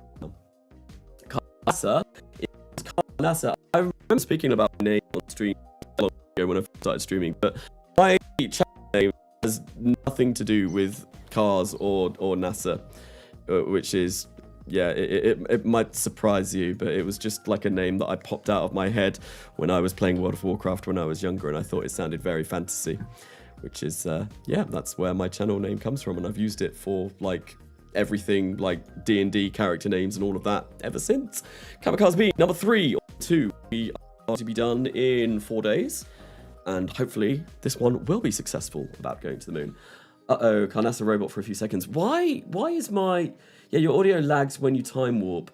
Ah, that might be Principia messing with this. I should really... Before I launch this, I'm going to get rid of some of these. Because, yeah, that's bad. We don't want to keep loads of debris, especially if we've got Principia going on. I think time warping at the KSC bugs it out. I never fully time warp at full, you brave soul. That is probably why, especially with Principia. So we want to keep our first ever orbit, absolutely, but I think we can get rid of pretty much everything else.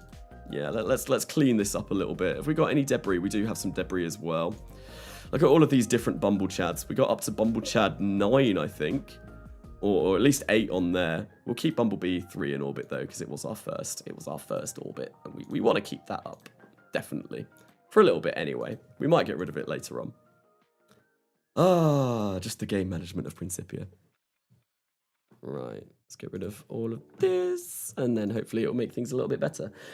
Principia integrator goes brrr. Yes, Principia is very, very intensive on the CPU. And obviously, because OBS is also quite CPU intensive as well, as far as I'm aware. So the fact that when I time warp with Principia, that probably is the reason why I go full robot when I time warp. Hello, Canasta. Hello, Giles. Giles McNeil, welcome to the stream. But could be worse. At least it's only during the time warp. Yes. Yeah, no, I have had streams before where things were going very badly. My internet does seem to be... Wow, this is really laggy now. What is going on here? Okay, yeah, no. My internet about a month ago was... No, how long ago was it that we had internet problems? Like 6 months ago, wasn't it? It was longer than that. Less. Yeah, no, yeah, it used to be very bad, and we had to phone up BT like every day saying like, sort our internet out, why is everything so terrible? But no, it seems to be mostly fixed now. What does Principia do? Principia adds n-body physics. So it basically, stock system is kind of like on rails. You're only affected by the body, the celestial body that you're orbiting. Principia throws that out of the window, stamps on it, and shoots it in the head, and basically says, no, we are going to have every single body in the solar system affecting your craft. And it adds a bit more challenge to the game. Although, I don't know, I'm not sure if it's particularly more challenging or just a little bit different way of doing things. Because I actually really like the way Principia handles rendezvous. I was really scared about doing that, thinking like, oh, you're always shifting in your orbit. How on earth are you going to rendezvous? But actually, the Principia rendezvous planner is fantastic. It's brilliant. Right, anyway, see you later. You off to gym? Okay.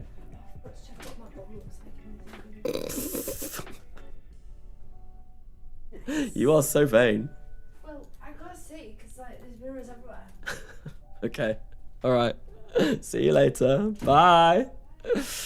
Oh, that was funny.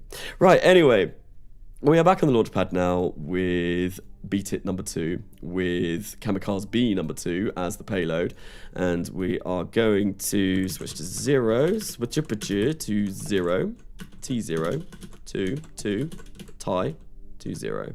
Oh, come on. There we go, switch to 0. I can't type apparently, and what we're going to do is run lan.kos. Target LAN 184.33. We can absolutely do that. Let's do that now. So 180 by 180 was absolutely fine. We want to go for 184.33, and that should get us a nice encounter with the moon. Right, I think we've got auto stage on this time. That's fine. Our staging looks all good. Let's launch to LAN in 18 hours and 1 minute. We are going to be going for our second attempt at smacking the moon with a B-shaped probe, and hopefully this time it should go all okay. It's a little bit annoying that we're launching all of these in the evening, but this time I think I'm absolutely going to get this like this. And I'm also going to turn off the music because I kind of want to hear, you know, Titan LR87 because it sounds so nice.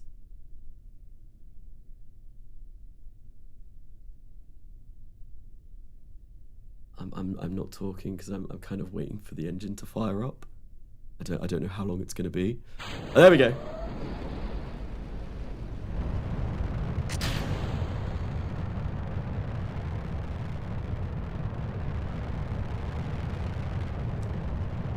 It's a little bit of a shame that my mouse hovered over the Cape Canaveral thing and made it turn green then. But, oh well. The LR87 firing up the Titan, the whoop of the Titan is just great. When did you start using KOS? I'm not really using it. The only thing I'm using it for is to figure out which LAN to launch into.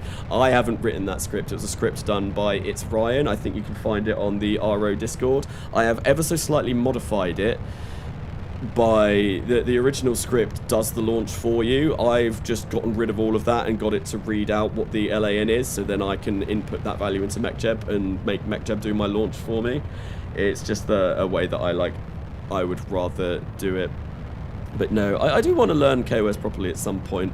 Obviously, like, I study computer science at university, so it's something that should be right up my street. But I think with all of the work that I do at university on coding and all of that, it's just something that I feel like I'll keep pushing it off. I'll keep pushing it off. Liftoff rocket is skybound. N9, how do you launch into the moon with Principia? I meant to ask you ages ago because I remember really struggling with it because obviously like the inclination of it varies because Principia does that. But you always seem to be able to launch to the moon quite confidently. And yeah, I was struggling until I found this script, and now it seems to be okay. Ganasa, are you also using a maneuver execution script as well? Highly recommended. No, I am not, but I really should with Principia. Because MechJeb and Principia, they don't work in RO very well together, because obviously the spool up times for engines. So when I'm going to be doing my maneuver over to the moon, I am going to be doing that manually. I'm not going to let MechJeb control it, because if I get MechJeb to do it, it will cut out about 2 seconds before I need it to, because of the spool up time of the engine, which is not good. So I am going to be doing that manually. So there will be manual flying in this. I'm not just going to let MechJeb do everything. But it is always concerning, because if you overburn even slightly, then things will go very wrong. It looks like we have a successful ignition on the LR91 as well, which should mean that we should be going to space today, ladies and gentlemen. I think we should be anyway, hopefully. So in the late 70s at Florida, lunar relative inclination at launch is a whopping 10 degrees. Ouch. So I'm trying to get my spy satellite to work, but it always has some weird thing. Mass in editor, 1.968 tons. Avionics, 2 tons. Mass in flight, 2.06 tons. I think I've experienced something like that before as well, and I'm not entirely sure what causes that. Oh no, I missed the payload fairing going off. I mean, not exactly. It's not really an exciting payload that we're sending. It's a little bit of a weird ball attached to the end of this rocket. But oh, look at it, look at it. Oh, isn't that cute? Isn't that amazing? I absolutely love the B PNG that we've got on the side of this. Conformal decals, such a great mod. I think once again, I think N9. I have you to thank for that. I think you put me onto conformal decals. I didn't know about it before. N9 has taught me many things. Many things. Space Bee, indeed. Beat it's a cool and all. I read that already. Black Eagle Gaming. I have already said that out. I already read that. Stinky Man. Who's a stinky man? Are you calling me a stinky man? I'll come round you. I'll fight you. You got no fans. that's like friggin' old UK meme. That is he like from Grimsby or something? I can't remember. It's just this guy. No, I think he might have been from Leicester. There's this guy just getting upset over his football team losing. Right, yeah, let's get rid of the ginormous bee that we've got on the side of this. Ooh, the gloves are off. Flight of the bumblebee. Indeed, indeed. This bumblebee is doing very, very well. I'm looking forward to changing it from the bee theme, though. And we will be doing that probably next stream. I'm going to have to spend all day tomorrow thinking about what the next theme of Rockets is going to be. Because it's not going to be bee themed this entire livestream series. I'm going to have plenty of time to think about that tomorrow, because I'm actually... Well... I'm going to struggle getting an episode out tomorrow. Obviously, I got an episode of Coming Home out today, and I have been for the past 4 days. It's been one a day. I don't know how I've managed to do it, but tomorrow I am actually going to be very busy all day. I am going with my mum, and we're going to play a proper full 18 holes big golf course in preparation for my dad's birthday this weekend. Because, yeah, my dad turned 60 on Sunday. And for his 60th birthday, he's decided he wants to do this like massive golf tournament, and a lot of my family are going to go along. So we're going to get a bit of practice in tomorrow, and it means I'm going to be out of the house for like 6 hours whilst we play. So I'm not sure if I'm going to be able to get an episode out tomorrow, but it does mean that whilst I'm strolling along with my mum in a golf buggy, I will be able to think of maybe a new theme for the new Rockets that we do in the live stream tomorrow, if I'm not absolutely knackered after playing golf all day. But we'll see how that goes. Right, anyway, now with this, we can hopefully... Do we have avionics? We do! We do! We have control! We have control and everything is fantastic. The bee is on its way to the moon, or it will be once we figure out our maneuver. Let's do that real quick now. So, the moon is over there. Where is my Principia thing here? I've just realised I've not had music playing since I launched that. I'll get the music back on. Let's get the music back on because, you know, it'd be nice to have a few chill tunes. Wasn't it Cal themed? Oh yeah. No, yeah, we were talking about the Cal theme. Absolutely. And one thing, yeah, that's I think that's more what I meant to do is like figure out how I'm actually going to incorporate that into the series. But anyway, we are going to get our flight plan up. Let's create a flight plan. We will add a maneuver for about 3,150 meters per second of delta V, not 31,000, absolutely not. We're going to make the plan length be 6 days because it takes about roughly 4 or 3 days to get to the moon. And that looks like we are getting close to the moon. Yep, that's an impact. Somewhere around there is an impact. So if we go for like that, and then what we'll do is we'll change our reference frame to moon-centered inertial, and we'll see how close we get to the moon. Can we do it with 3,150? I don't think we can. I think we need to be burning a little bit more than that. But that's fine. We have the delta V required. We have more than enough. And I don't know how long this is going to take us to get there, but we're going to go smack bang into the middle of the moon like that. And that is... yeah, because we can lower the planned time, and we'll see actually just how long it is going to take us to get over there. Not very long at all by the looks of things. Yeah, it's going to take us 3 days. Less than 3 days to actually make it to the moon. That's not bad. Yeah, 2 days and 22 hours. That is a fast lunar transfer. Anyway, what I want to do now is show on navball, and we want to go to the node. Where is Smart ASS? There. Node. So in 8 minutes, we are going to be firing this up and making our way over to the moon.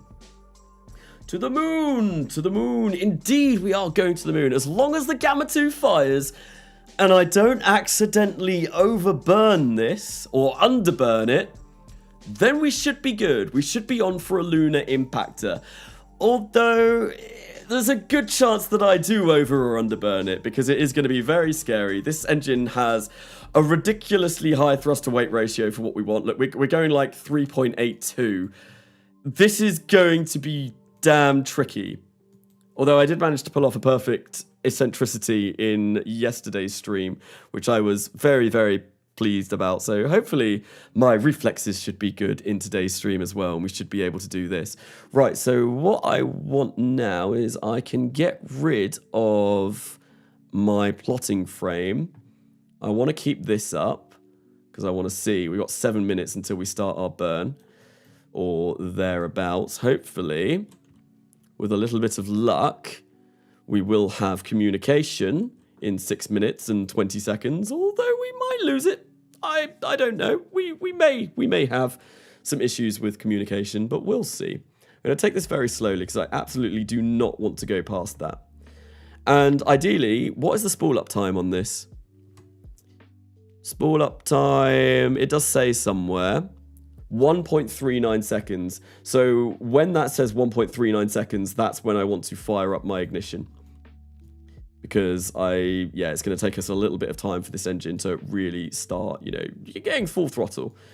We are 1 minute away. We've still not got any communication. I am a little bit worried. I am doing a bit of a hecking concern right now, as we're 30 seconds away and 20 seconds away, and we still do not have any communication. Although I think I've got it set that we don't need it, but at the same time, I can't ullage this. We should, but I suppose what I can do is shut down the engine and then do this. And then when it gets to 1.39, so about there, you can fire the engine and hope for the best. Well, the engine ignited. That's always good. I think what I am going to do, so Principia also doesn't actually change this, which is a little bit weird. We are going to come to the map screen because I really, really, really need to follow this closely. So we want to kind of focus on the moon, and we just want to, make sure that this is all good. You know what would actually be kind of nice? If we had a test flight failure for thrust loss, that would be amazing here, because it would make it a lot easier to kill the throttle. But I don't really want to jinx it and say, oh yes, I want a test flight failure. Right, so... I hate this. I hate doing this. I really hate doing this. And we probably also want to kill rotation. And there. We're a little bit off. That's fine. We can't do anything at the moment because, we've got no communication, but we can shut down the engine and just use the RCS to hopefully get us the rest of the way. Yeah, we should be fine here. So, Kanasa, what does BBC stand for? The British Broadcasting Company? I mean, that's what I think when I see BBC. Kanasa, will you name the next Rocket Joe? We can name the next Rocket Joe. I don't know if we'll name it in the VAB Joe or anything, but we can just call it Joe. It can be the rocket that is known as Joe. Joe Mama. Way! Kanasa, I should make a Twitch. I probably should. It's just, I don't know. All of my viewers are on YouTube, and I've done everything on YouTube. And just, I don't understand how Twitch works. N9, I don't understand how Twitch works. How do you do your magic on Twitch? I'm not sure. Do I not have Better Time Warp installed? No, I don't think I do. This is a very bare bones, basic version of RO and RP-1. There are a few mods that I probably should pick up over the course of this series that I will get, but at the moment it is very bare bones. Right, we are going to cut there, and yeah, we're going to hit the moon. We are absolutely going to hit the moon. And all we're going to do is detach this. And we have 75 days worth of battery on this, which is glorious. So we are definitely going to make our way over to the moon. Right, time warp. I kind of want this to float through. There we go. And we can turn on all of our scientific experiments. So if we come in here and we'll turn on all of these. And then once we get into space high, we should get a bit of science. And then, we lost it's because, we should be fine for communication. I did check that in the VAB before we went. Right, we are now in space high, I believe. So we are getting some of that. How much is that going to affect our battery? A little bit, but not too bad. And that is going to give us an awful lot of science, which is great. There we go. We got 34 science points from that. And now it's just a case of watching us make our way over to the moon. And we can also delete the flight plan. We don't need that anymore. Let's delete that and delete the whole flight plan. Lovely. And then if we get rid of, I find if you get rid of the Principia, this actual screen, if you just get rid of it there, it does actually make the game run a little bit faster. I don't know how Carnassa manages to stream, period. Lots of energy drinks and Coca-Cola. Yes, that Coca-Cola. I always say like I drink Coke because that's just what I call it. It is called Coca-Cola. And yeah, someone always is the funny guy and says, "Oh, what type of Coke do you mean?" "Oh, not that type of Coke," but no, Coca-Cola. Did it a couple of times. I was terrified. I'm quite a sociable person, and I am an extrovert. I am massively extroverted, and I like talking. So that really does help me when it comes to streaming. I'm a bit of a social butterfly, which is why I like going out and meeting my friends and doing all of that all the time. I'm a very sociable person. So I do enjoy the streaming aspect. It means I can get to talk to all of you people in chat as well. I can see what you're saying and I can respond to comments in real time. And yeah, no, I like putting on funny voices as well every now and then. Which I think I've always thought about like pitch control of my voice. And I think probably because I can sing is why I do like weird kind of like variations in pitch of where my voice goes. Although I can't really sing at the moment because my voice is screwed up from being sick for so long, which kind of sucks, but you know, it's not the end of the world.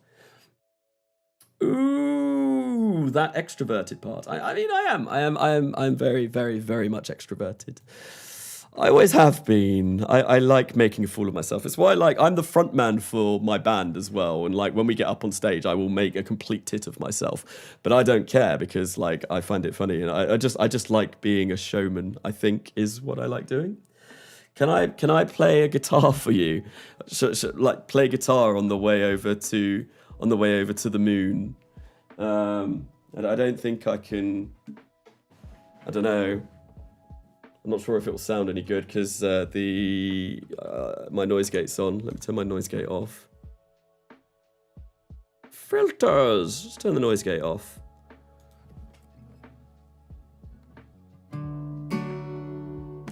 There we go. That was a C chord. I don't think I can sing anything at the moment though. Hang on. Because my voice is, as I've been streaming more, my voice is slowly getting more and more degenerative.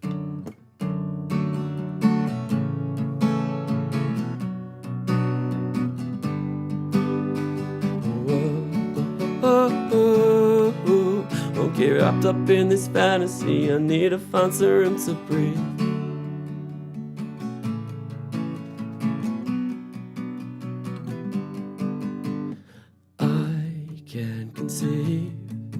The sunlight coming down over me. It casts a shadow over everything I believe. And I couldn't see the woods for the trees, but they were always there, let right out plain as day in front of me. Yeah, that's enough of that. I can usually sing better, but I don't know if you can tell from my voice at the moment. It's very screwed up. I'm finding it hard to even talk, let alone sing. But yeah, that was a song called Legacy that I wrote about 3 weeks ago. Oh God, no, we're going to hit the moon and I'm not even going to see it. Ah, the moon! It's suddenly there! Look, moon! I'll take a screenshot of that. So that was still great. That was really good. Thank you. that is by far definitely not my best of singing abilities. I think I have a few songs up on YouTube that I have done. I know there's the Kerbal Gets Real episode. One of those I sing on. And yeah, no, I do enjoy singing. Like I said, I am a singer for a band. We've not done anything for a really long time though, which is a bit sad. It would be nice to meet up with them again. I think we've been trying to meet up for like the past couple of weeks, but always scheduling conflicts, and it's always hard to get anything done. Well, we ain't going to see the sunlight anymore. We're 250,000 meters off the surface of the moon. We still got communications, so singing as well. It's making my cough worse. We should be able to complete this contract. We should have already got the lunar flyby. We have. Lovely. Now all we need to do is just hit the moon, which we will do very, very shortly. And yeah, we'll get a lot of money. And I said, how old am I? I am 29. Almost, well, no, not almost 30. I'm 29. Someone said, so did someone say do I have a girlfriend? No, I have a wife. I got married 3 years ago to Alicea. She has actually featured on some videos. We did a few Minecraft videos together. I also did a series where I was trying to teach her KSP and I was very bad at doing it, which was quite funny.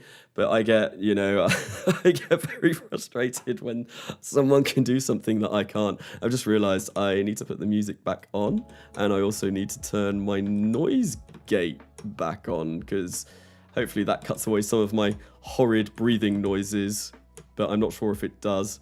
Right, let's quickly get the noise gate on. There we go. That might sound a little bit better now. I find, especially because I've got a cold at the moment, my breathing is there's a lot more sharp inhales than I normally would do when I talk. So I try and cut a lot of those out as much as possible. That was very nice. Thank you. Even your rough voice sounds cool. Thank you very much. Yeah, no, I do enjoy a good sing song. Much to the annoyance of my neighbours. I'm sure they absolutely love it. To be fair, I try not to be noisy late at night or anything like that. Right, let's boom! Moon impacted. Successful mission. The moon was sufficiently slapped. Time to smack that silver tic-tac into the moon. We absolutely did. Is it cake? Is the moon made of cake? Is the moon... the cake is a lie, is it not? God, that's old references to Portal. Oh, I loved that game. I never actually played Portal 2, though. Portal 1 was the only one that I played. I really should try Portal 2 at some point. And it's the famous thing of Valve, isn't it? Like, Valve, they don't understand the number 3, because, like, they did Team Fortress 2, Portal 2, Half-Life 2, Left 4 Dead 2, and then they've never made a third iteration of any games. I really want there to be a Left 4 Dead 3, because Left 4 Dead 2 was such a good, fun game to play with mates. Right, yeah, no, we did. Lunar Flyby, uncrewed, all completely done. Lunar Impact, uncrewed, all done. That should give us a lot of money. Look at that, 700,000 funds. I love how it says the outcome of this flight was a catastrophic failure, where in reality, it absolutely wasn't. We did everything that we set out to do. Everything was a complete success. But because the flight exploded, the game thinks that it's a failure. It's great. Because no, that was completely successful. That could not have gone any better at all. Anyway, with that, we are going to go to the Space Center and have a look and see what we can pick up next.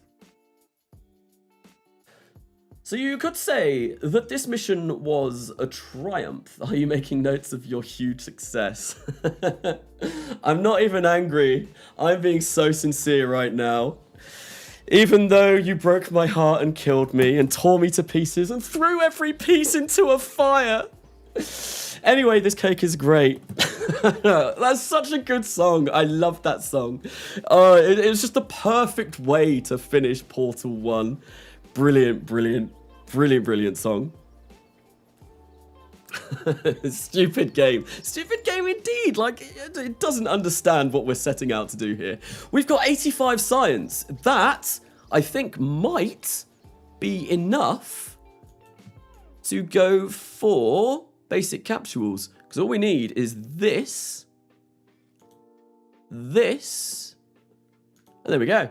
Nice, that's awesome. That means we can start training up our astronauts to use the Mercury capsule. So we really aren't that far off crewed spaceflight.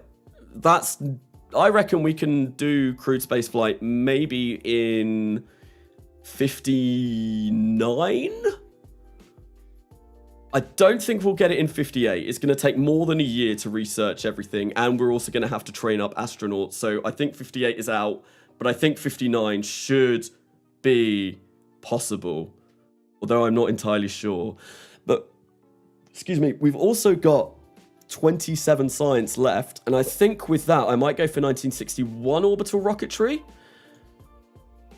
Or maybe I should think about starting getting some of these, because in order to go into planetary, we are going to need this set of stuff. And to be honest, 1961 orbital rocketry isn't that great. It's these that I want, prototype hydrolox, and then 62 or 63 gives me the E1, I believe. Yeah, that the E1 is an awesome engine. I mean, we get the H1s here, which means we could make a Saturn 1, but we couldn't make that until we've got prototype hydrolox engines either. I think maybe with that 27 we do go for, because we can do lunar orbit with what we've got at the moment. As soon as we unlock the Juno 4K, we can do a lunar orbit. That's fine. But I think, yeah, maybe start getting primitive solar panels and all of this stuff. Oh, no, we can't do lunar orbit yet until we get deep space avionics. So I'm going to pick that up. That'll be the next one. And then we can focus on actually getting a lunar orbit and getting a lot more science from the moon. So we'll be getting science from crew and then lunar science. And yeah, we still got 11 science points left. I think I might go for primitive solar panels as well. Yeah, because we are going to need better solar panels soon. Well, he gone? Rip? Who was gone? Who was gone? What happened? Oh no, Jebediah Kerman has been timed out. What happened with Jebediah Kerman? I mean, everyone kills Jebediah Kerman, but what happened with it? I didn't see that by Jeb. Maybe avionics. Yes, Francis, man, we did go for the avionics. I didn't even see that, but yeah, that was definitely the way we needed to go. Naughty. He's been doing it every stream so far. He was spamming. Oh, okay, fair. Right. Anyway, we've got 4 science points. How is our tech looking? Oh, we're getting a lot of yellows now. That's really, really nice. Ooh, that's still going to take us a long time. So how long is that going to take us to get basic capsules? That's... Can we get that sooner? Maybe? No, I don't think we can. I mean, yeah, no, we need all of these to be able to research basic capsules, unfortunately. That's a long time. That's like a year. And that's a year together, and then we got that. So that's going to be like 2 years before we get that. So I think I am going to start putting more into research and development, because we're building Titans in 2 months, which is really quick.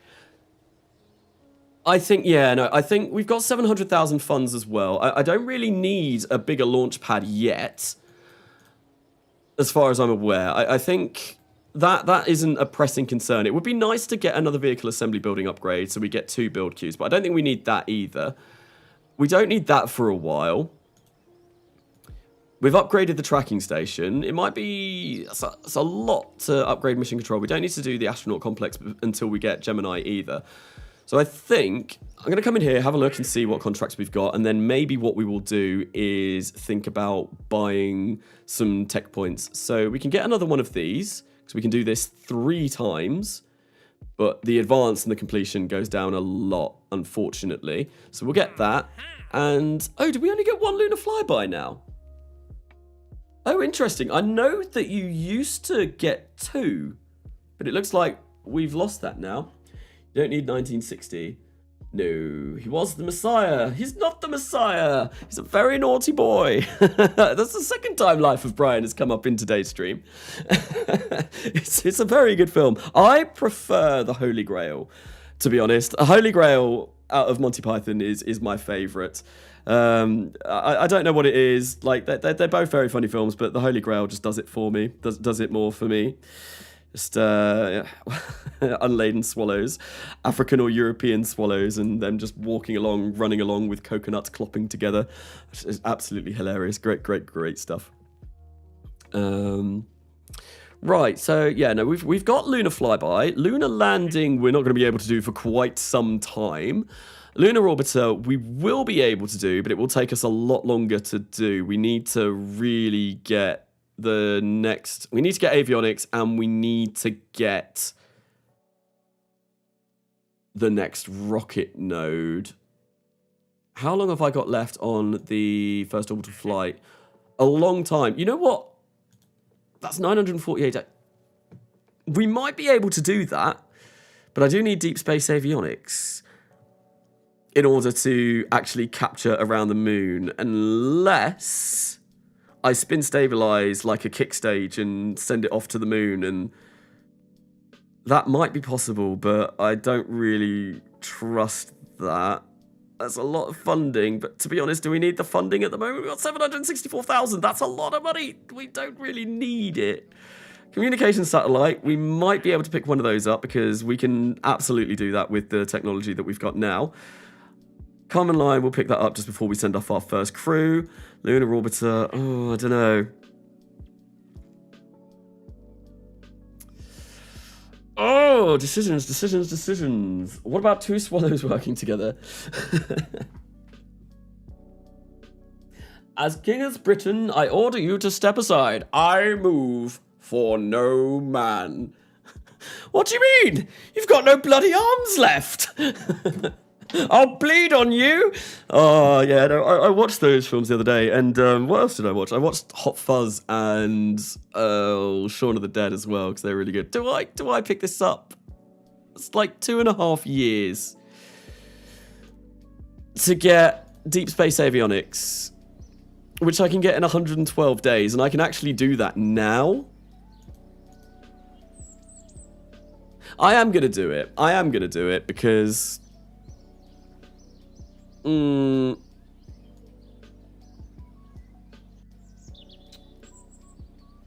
it's going to push back our capsules, our crewed spaceflight. No, screw it. No, we're not. I'll pick that up at a later date. I'm umming and ahhing. We don't need that. We don't need that. We want capsules. We want crewed spaceflight. Crewed spaceflight is very important, and we'll get 1960 orbital rocketry down as well, because we don't need that either, really, not for a while. Because I think, what does 60 orbital rocketry give us? I don't think it gives us an awful lot that is really necessary. I mean, we get the AJ-10 series mid, which is kind of nice, but we should be able to do a lot of things with early flight control using these small thrusters for unlimited ignitions. We can get the Atlas Vega. We can make the Atlas Vega, which is an incredible step up. I think that gives us about 4 tons to low Earth orbit capacity, if I recall correctly, which we will probably use for lunar orbits. So I think we do need 60s orbital rocketry before... Yeah, because we need the 4K, the Juno 46K upstage as well. Okay. Yeah, so yeah, we'll do lunar orbits after crewed, maybe. I'm not sure. I'll have a think about that, and we will have a think about that. Okay, so yeah, with that being done, I guess what we need to do is work on more kamikazes. We're going to send 3 of these off, hopefully. Kamikaze number 4. So yeah, for this next bit of the stream, all we're going to be doing is smacking the moon repeatedly. We'll rename that to number 4 as well. But I think before we go for the next Kamikaze launch, I'm going to go for a quick break now, give my voice like 5 minutes to recover. I've been streaming for a couple of hours already, and it is getting a bit croaky, so I'm going to go grab myself a drink. I will be back momentarily, but thank you for coming along to the first half of the stream. I'll be back in 5 minutes. Until then, yeah, see you in a bit. I always lose my be right back. There it is.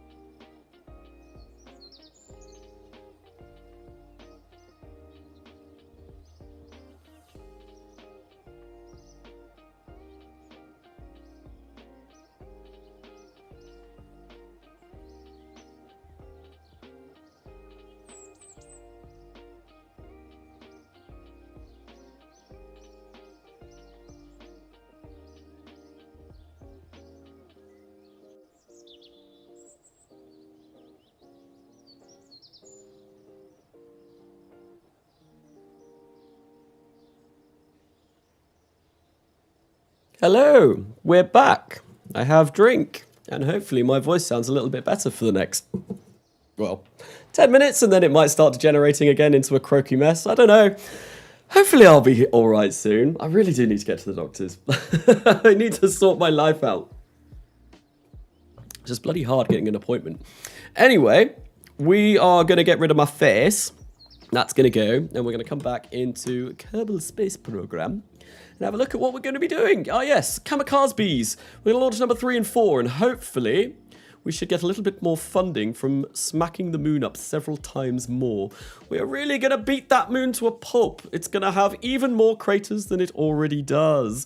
No! Bring back your face. I mean, I'm probably a robot right now. Possibly. Oh no, we've lost. That's the thing. We need to actually hire some astronauts and start doing some training for the Mercury capsule. And I just realized, was my voice robotic then because I time warped? I don't know. Maybe it was.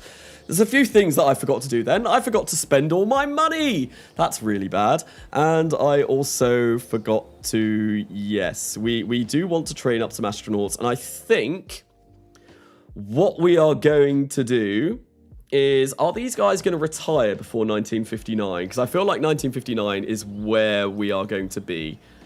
59, is that the 3rd of January or is that the 1st of March? I think that's the 3rd of January because I think it's all American style dates. So, because of that, I think these guys might retire before we are able to get our Mercury system up and running. So I'm going to go and hire a couple of astronauts. Doesn't matter. They need to be pilots, and I want their courage to be high and their stupidity to be low. So we're going to go, we'll get Lisa Foster, and we'll also get Petra Schultz. And there we go. Those are going to be our first astronauts for the series. And because of that, I'm going to say, anyone in live chat now, if you want an astronaut named after you, the first 2 that I see that come up, whatever you put, that will be the names, as long as they're, you know, family friendly. So get naming, and we'll see what our first astronauts are going to be called. Katniss, just Katniss me. So it was, according to my live chat anyway, it was Christian Shea with Chris Please and Black Eagle Gaming with me plus. So we have, I guess, so with, I'll just call it, because it needs a last name as well, we can have Chris Foster, like so. I mean, I like the name Chris. Chris is a very solid name, very, very good choice of name there. If people don't know, my first actual name is Chris, so that is, it's not like that's a secret. I've definitely said that on Discord several times. So I'm happy with there being a Chris on board. And Petra Schultz, you're going to be me plus Schultz. Apparently. Damn this slow chat mode. I put slow chat mode. I only put it on 3 seconds, I think. It's just to prevent spam from happening, really. I think was the main reason why I put that on. Right, so yeah, we've got Chris Foster and me plus Schultz. Kanasa, don't dox. I mean, it's my first name. It's not like I've told you my whole life story or anything. I'm going to mute you out of concern. Anyway, oh, I saw JSeratops with cheese.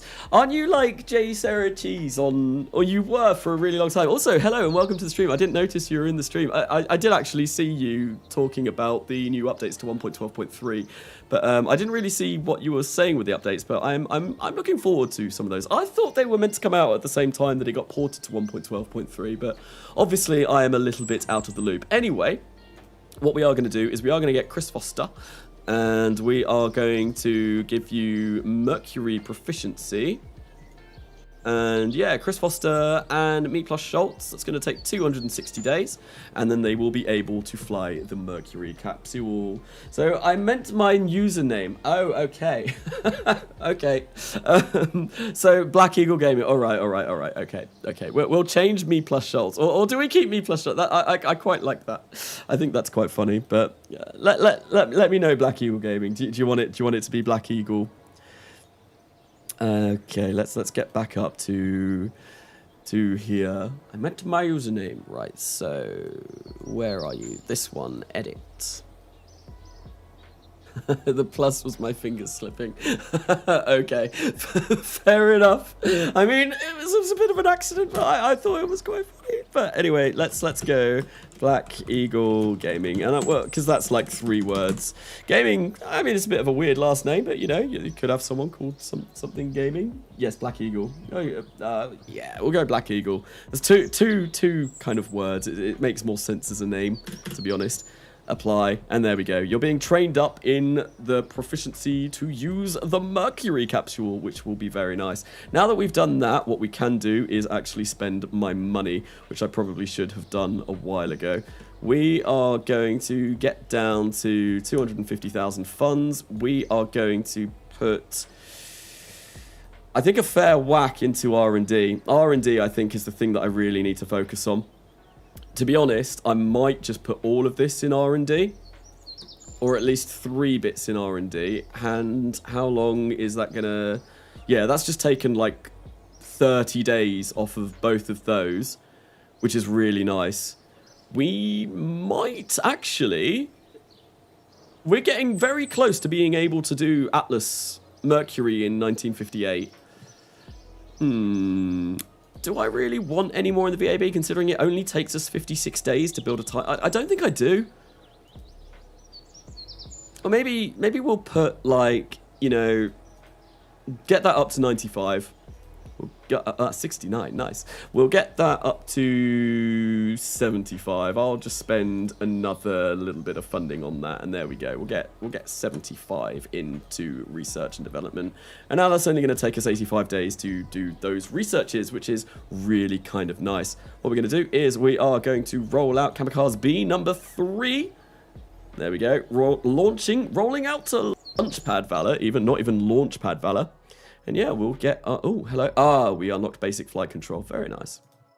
And we'll get this out to the launch pad, and we're going to launch this and hopefully go for Moonsmack number 2. I'm somewhat insulted. I have not, as of yet, been made into an honorary crew.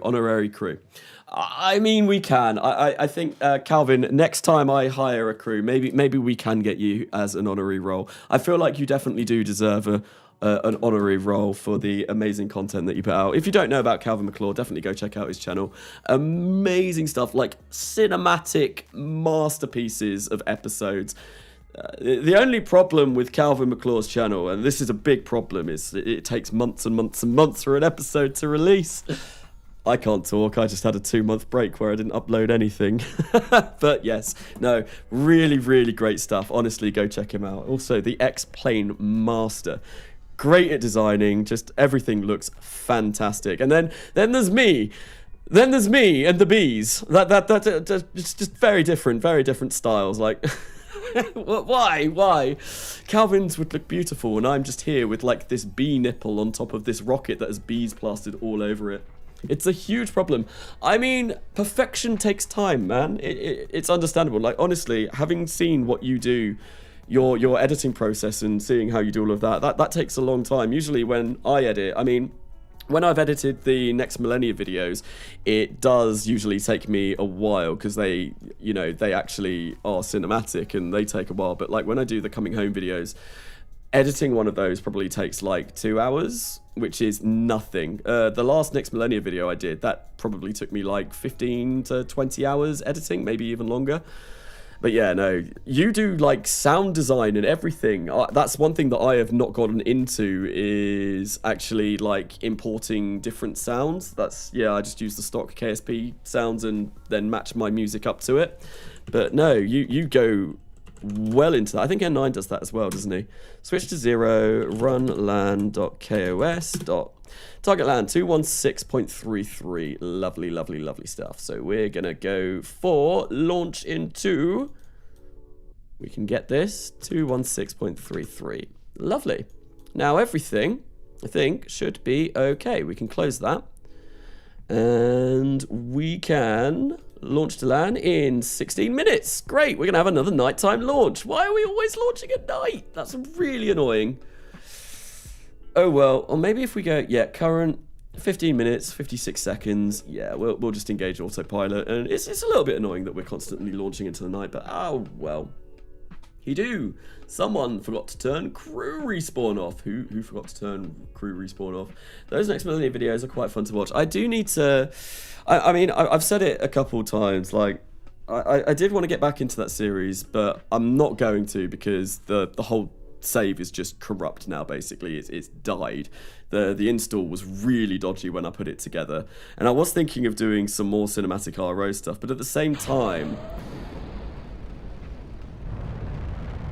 Sorry, I just wanted to wait for Titan to launch, or beat it even, as it's called. At the same time, I didn't want to start any new RO RP1 stuff, like any core kind of episodic content of RO and RP1, due to the fact that I'll be joining Beardy and N9 and For All Kerbal Kind relatively soon as that series kicks off again, as soon as they've landed on the moon. I didn't really want to have multiple series of RO and RP1 going on, but that'll be fun. It will be fun to get back into that and, you know, doing all the UK SA stuff and the ESA stuff. I'm very much looking forward to doing that. So, Kanasa, do make more cinematics. I do want to, and I really like how they turn out, but they do take a long time. And yeah, no, I've honestly... I can't really do an RO RP1 cinematic series because I've done that. It's been done. I don't really want to do something that I've already done, because towards the end of Kerbal Gets Real I was trying to be a little bit more cinematic, but it wasn't anywhere near as much as the Next Millennia. And to be honest, coming home, that doesn't really require it. So I think for All Kerbal Kind I will definitely be going in the more cinematic route, though. Maybe not fully cinematic, but I think N9 does quite a nice blend of cinematics versus seeing gameplay in that series, so I'll probably try and do something similar, but obviously like my own take on it as well. And that's what we need to have to talk about, the bee and the rockets. No, yeah, thanks Calvin, I'm really looking forward to joining it as well. It'll be the first collaborative series that I've joined, although I'm not sure actually. There is another collaboration that I'm doing that I may be starting very soon. I'm not sure which one will come out first, but that will be exciting as well. I can't say any more than that because I don't know if it's meant to be a secret or not, but I think it's being kept quite close to the chest at the moment, so I'm not going to say any more than that. The rocket equation is a harsh mistress. Indeed. Isn't that what, Oh, I remember I always used to get adverts on YouTube for Chris Hadfield and doing some talk. Isn't that what you always used to start off that advert with? I don't know. It's been a while since I've seen that advert, to be honest. We've got a successful ignition on the LR91, which hopefully means we should be going to space today. And once again, we should be on our way to the moon. Gemini Kerman 3.0. Kanasa, do you like me? I mean, I like Jeb Kerman. I mean, I probably should pay him some sort of respect, the amount of times that I've killed him over the years. You're getting close to my record of being banned in live chats. Wow, has there been a lot of bans? So could you tell us about For All Kerbal Kind? So, I don't really know if there's much more to say, to be honest. I'll be joining as the UKSA until I make Orbit, and then as soon as I've achieved Orbit, I will be transitioning over to the ESA. I'll be starting in Woomera in Australia, and probably be using the Black Arrow as my first orbital launch vehicle. I'll be joining once Beardy and N9 have done their crewed lunar landings, and we're trying to arrange a system where it's so that I'm not going to be given such an advantage to begin with that I overtake them, but that I also can catch up with them in a reasonable amount of time, so I'm not like lagging really far behind them. And yeah, no, I'm really looking forward to it. We've got some plans that are also a bit hush-hush at the moment that I'm not going to say anymore, that will make the series very interesting, which I'm looking forward to. And yeah, no, it's just all round. It's going to be very exciting. Calvin McClaw, you got a fan. Calvin McClaw is great. Like I've said, I said not even that long ago, definitely go check out his channel if you don't know. He's amazing cinematic masterpieces. There is a Twitch streamer on who streams I'm bad with 3 different accounts. Nice. See, I personally, when I'm streaming, I'm more focused on actually like playing the game, talking to chat, and doing that. I don't really go through chat banning people unless I see something really bad, and then I will. Like I will come in. I think when I did my 24-hour live stream, I remember there was always spam accounts, and I remember trying to ban those so many times. They just kept coming back, and that's one reason why I have slow mode on now as well, to hopefully prevent anything bad happening from those. Make it 4. Make it 4. Oh, what? 4 times being banned. I mean, is 3 not enough for some people? Like, that's an awful lot of bannage. An awful lot of bannage. All in the same day. Oh, wow.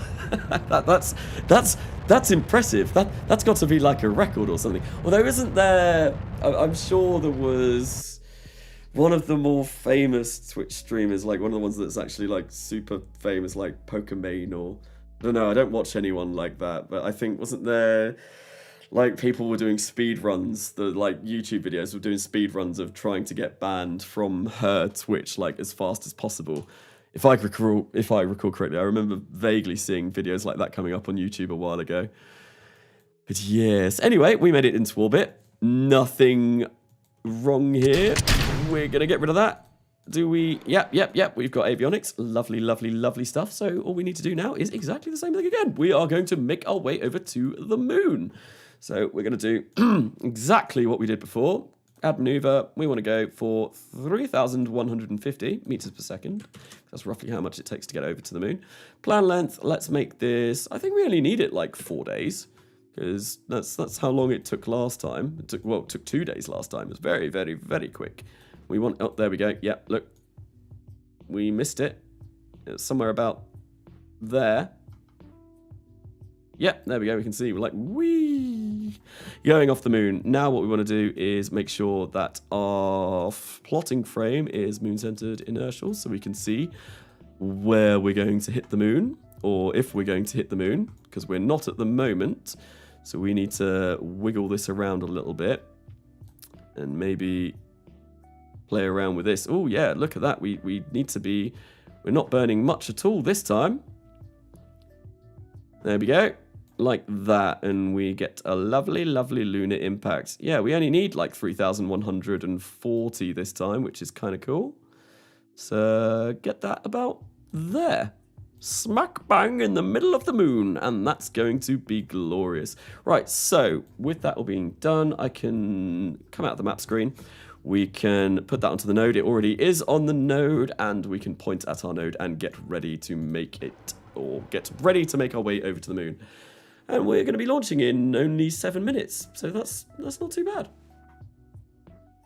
So I go to work instead. I mean, I kind of go to work and school now. Well, I mean, I will be going to work and school with the new job and uni. I know a lot of people call uni school, especially in foreign countries. Well, foreign countries to me, but yes. I'm not at uni at the moment though, which is why I've been able to upload like 4 videos in 4 days and also do 4 streams in 4 days, because I've got a lot of free time.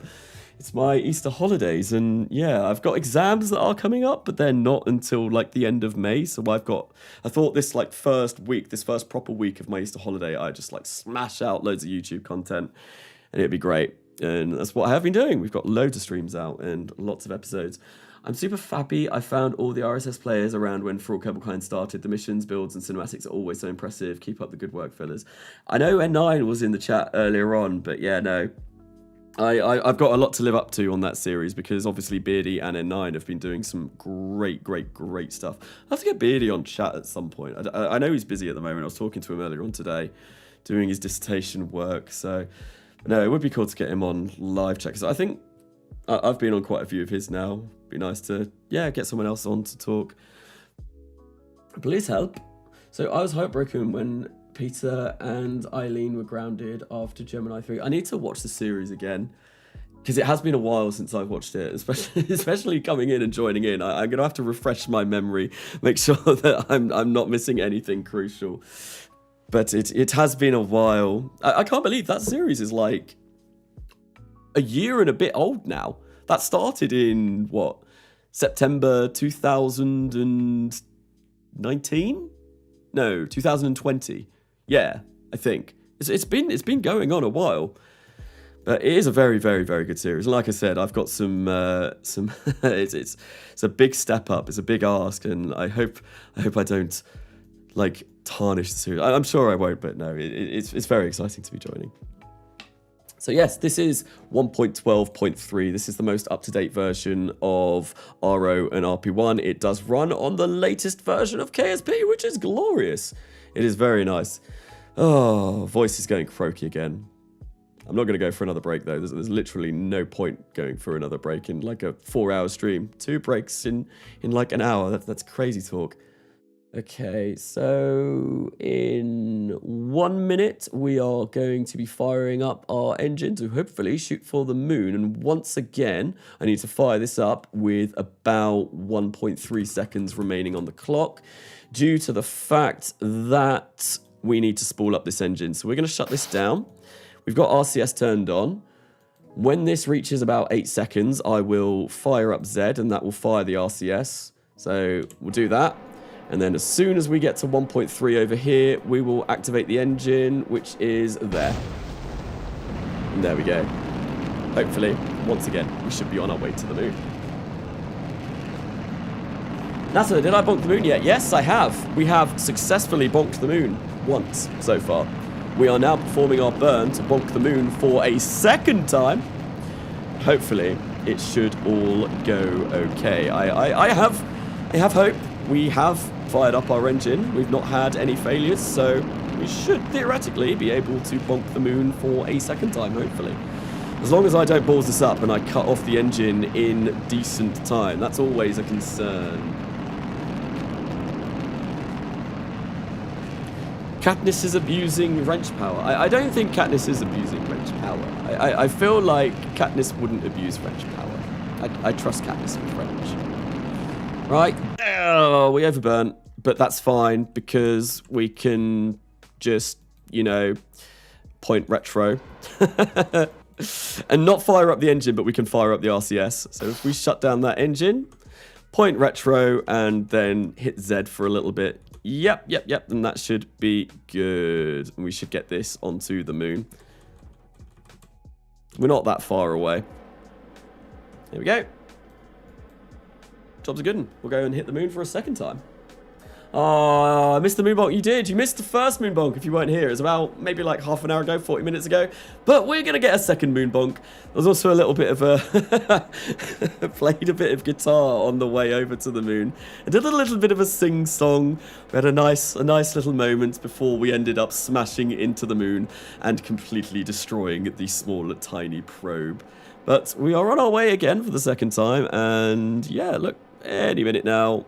We have successful moon bonk, or we will successfully bonk the moon, which will be great. I'm just going to burn this a little bit more, you know, just so that we get very, very, very, very into the moon, and I think we'll kill the throttle there. And with that being done, we can decouple this, and we can start all of these. Not that we're really going to get much from this. We might get a little bit space low by the moon, but apart from that, no, we're not really going to get anything else. Ah, look at it. It's so beautiful. Smack the solid cow, titty juice, you know. As I hedge to ensure you hit with enough speed for the contract. Wait, could you use the residuals in that stage for a terminal boost just before impact? The engine only has one ignition though, so I could not use the engine again, which is unfortunate. But I'm fairly sure, like, if you're going on an escape trajectory of the moon, but you're going to be impacting it, so like you've got escape velocity, you will fulfill the contract speeds. I'm fairly sure. Let's have a look at beautiful Earth. Oh, isn't it so pretty? So I don't think you have to worry about that. I've never ever had an issue where I've not hit the moon fast enough. I know it is part of the contract requirement that you do need to be going at a certain speed. Yeah, 2,450 meters per second. So as long as you're on an escape trajectory, but you've got an impact course, you should always hit that. If, say, you got an orbit to begin with and then decided to impact the moon, you might not, because I think lunar orbit, in low lunar orbit, you're going about 1,600 meters per second, Or it might even be slow. It might be 1,400. So yeah, you probably, if you went for an orbit first and then tried to hit the moon, there is probably a good chance that you will not be going fast enough. Maybe. I'm banning all his ults now. Only the main will be allowed. Goodbye, Earth. Bye, Earth. Yes. One of my favorite things to do in RO and RSS, one great thing, like camera angles wise, is if you get a geostationary satellite and then you set it to chase view, you get some really, really good footage of Earth. Like as you're flying around it, it just looks amazing. I think I did that in the trailer for the next millennia. I used a kind of like a thing, a shot of that for that trailer, and it looks absolutely fantastic. It's great. Not 800. 800? 800 what? What? What happened here? I don't know what happened here, chat. There seems to be some sort of weirdness going on in chat every now and then. Kanasa only reads what transpires here. He doesn't interfere. Basically, if something is going very, very badly, like I said, if someone's being particularly offensive, or if I catch something that is really bad and I take personal offense to, I will intervene and I will say something. So, Kanasa, what do you think satellites be on the to-do list for HyperRO? Probably. I imagine we will attempt the first geostationary orbit contract, so that would be nice because you get like 200,000 funds from that. It's a little bit trickier to do with Principia, but it is definitely still possible. And one thing I might do, I might wait until I've got Centaur. I use the RL10 and set up a constellation of satellites, so do a communications network at geostationary orbit. I tend to like doing that, although that does mean that I need to wait a really long time for a communications network, which is not ideal. And I think maybe after we do some moon smacks, the next thing that we will be doing will be setting up a comms network, because it is very annoying when we run out of communications all the time. Let's speed this up a little bit, because it is going to take us quite a long time to go boop the moon. Your voice sounds rough, lol. Sounds like you need a nice tea with honey. Yes, I have said several times, I am sick at the moment. I am unwell. Also, probably doesn't help the fact that for the past 4 evenings I've been streaming for 4 hours and speaking non-stop. I'm not sure if that will do any wonders for my voice in the slightest. But you know, like I've said, I've got a free week, so I want to smash out some content whilst I have the opportunity. Can barely see the moon. Like if I shake it there, you can just about see it there. It's over there. There we go. Oh, I think we've entered the moon's sphere of influence. I've never had tea and honey. I've never had it. I mean, I've not got my camera, but I've been, well, I think I've thrown it away now, but I've been drinking lots of Lipton mango iced tea because I absolutely love that drink. It's very nice. One of my favorite all-time drinks. Let's get a nice little sit back. We'll use this as some sort of footage in the series whenever that inevitably comes out. Maybe, I don't know. I've got so much footage that I'm going to have to go through. I mean, I've been streaming now for 15 hours for this series, and I think I'm just about getting to where I want to be for the first episode to be done, which is absolutely mental. 15 hours, and it's going to be a lot of editing for this series as well, so it's going to be interesting. We'll see how it goes. Is Principia hard? Would you recommend it for RSSRO? Principia, it's definitely different. It takes a little bit of time to get used to, but I would highly recommend it. It's a great system. Maybe adds a little bit of a challenge. I don't know. I'm used to it now, and like whenever I get used to something, I always think, oh yeah, no, it's not that difficult. Where actually it could potentially be quite difficult. Right, are we in space low yet? No, we're not. Come on, we can get a little bit more science from this. I believe in you. But yeah, no, it is interesting. And yeah, it does add a bit of a challenge. So I suppose it is a bit more difficult. Oh, a rotating black ball. A giant black ball. I wonder if fuel's stored in there. Because as we all know, fuel is always stored in the balls. And this is one ginormous ball. I mean the moon. That is all it is. One chunky ball. There we go. We're going to come down. We're going to follow this. I'm going to try and get a decent shot of this as it comes crashing down onto the surface. And we will complete our second lunar impactor. So you're on console.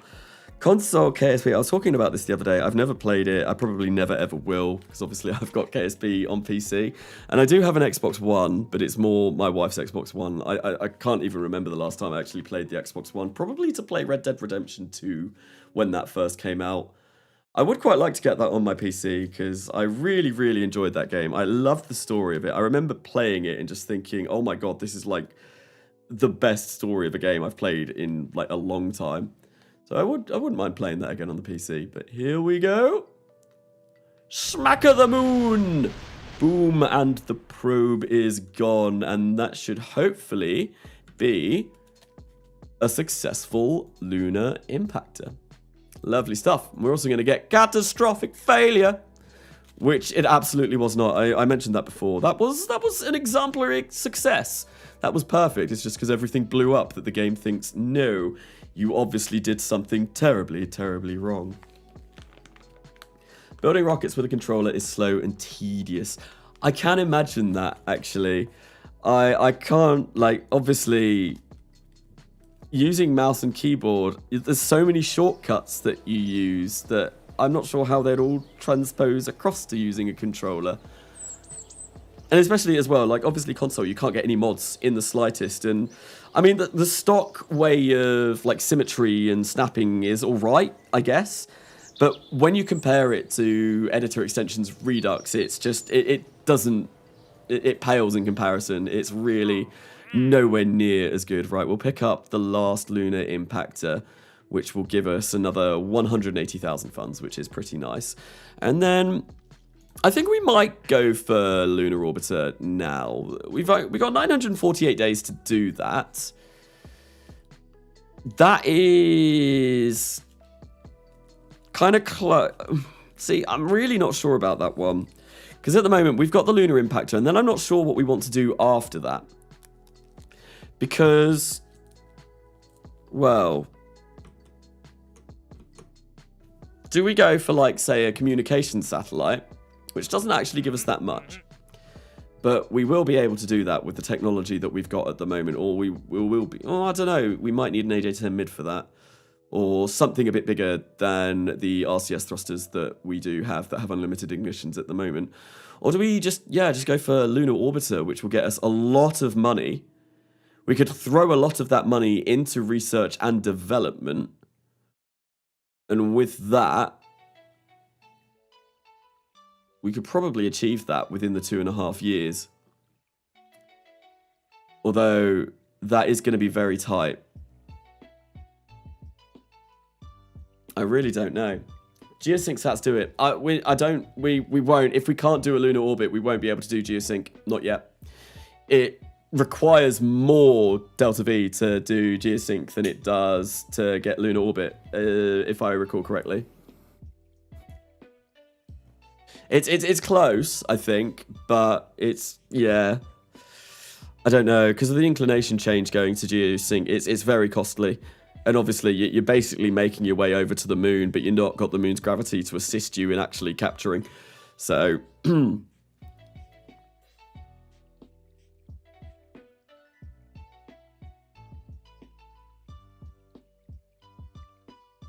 with the tech you have in your queue, it will be close for Orbiter. That's what I'm worried about. Like, I could move my things closer, but I mean, I guess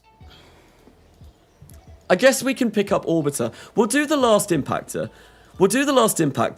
Then we'll pick up Orbiter, and I reckon that will be okay. We'll get the funding, and that should be good. Right, how quickly are these being built? Very quickly. Very, very quickly. So I think what we'll do is put some funds into research and development. We'll get that up to 85. Hopefully that means our tech should be researching pretty quickly. 75 days for those. That's what, like 114. See, I might put orbital rocketry and basic avionics and probes before those, and then that way we will be able to do Orbiter. Absolutely. Yeah, we will. because these are orange at the moment, and I'm hoping maybe once we get into 58, they will go yellow, and we'll be able to research them a little bit quicker. But I'm not entirely sure. We've got 18 science as well. We might be able to buy something new. Yeah, no, I'm going to do that. We will be able to do that now. So we get another 300,000, which is glorious. Let's have a look and see if we can spend that 18 science on anything. Okay, so the answer is no. No, 18 science is not enough. Fair enough. We're not going to get any more science. Is there any other science that I've unlocked that I can like get around Earth? I think the last science that I got was satellite era. Yeah, I suppose we could launch an improved film camera, but I never like using those. They're just way more hassle than they're worth, I feel. And you don't really need to use them. The problem is now, though, I don't know what I'm going to build up after Kamikaze B number 4. We're getting to the point in an RP-1 career where there are many, many options, and I'm not entirely sure which way we want to go. Because I suppose maybe, yeah, we won't have the tech for Lunar Orbiter by that point. I think maybe that's when we start thinking about doing some weather satellites and maybe navigation satellite contracts. So that'll give us a bit of funding, but not a lot. And I suppose we could use the Atlas for that.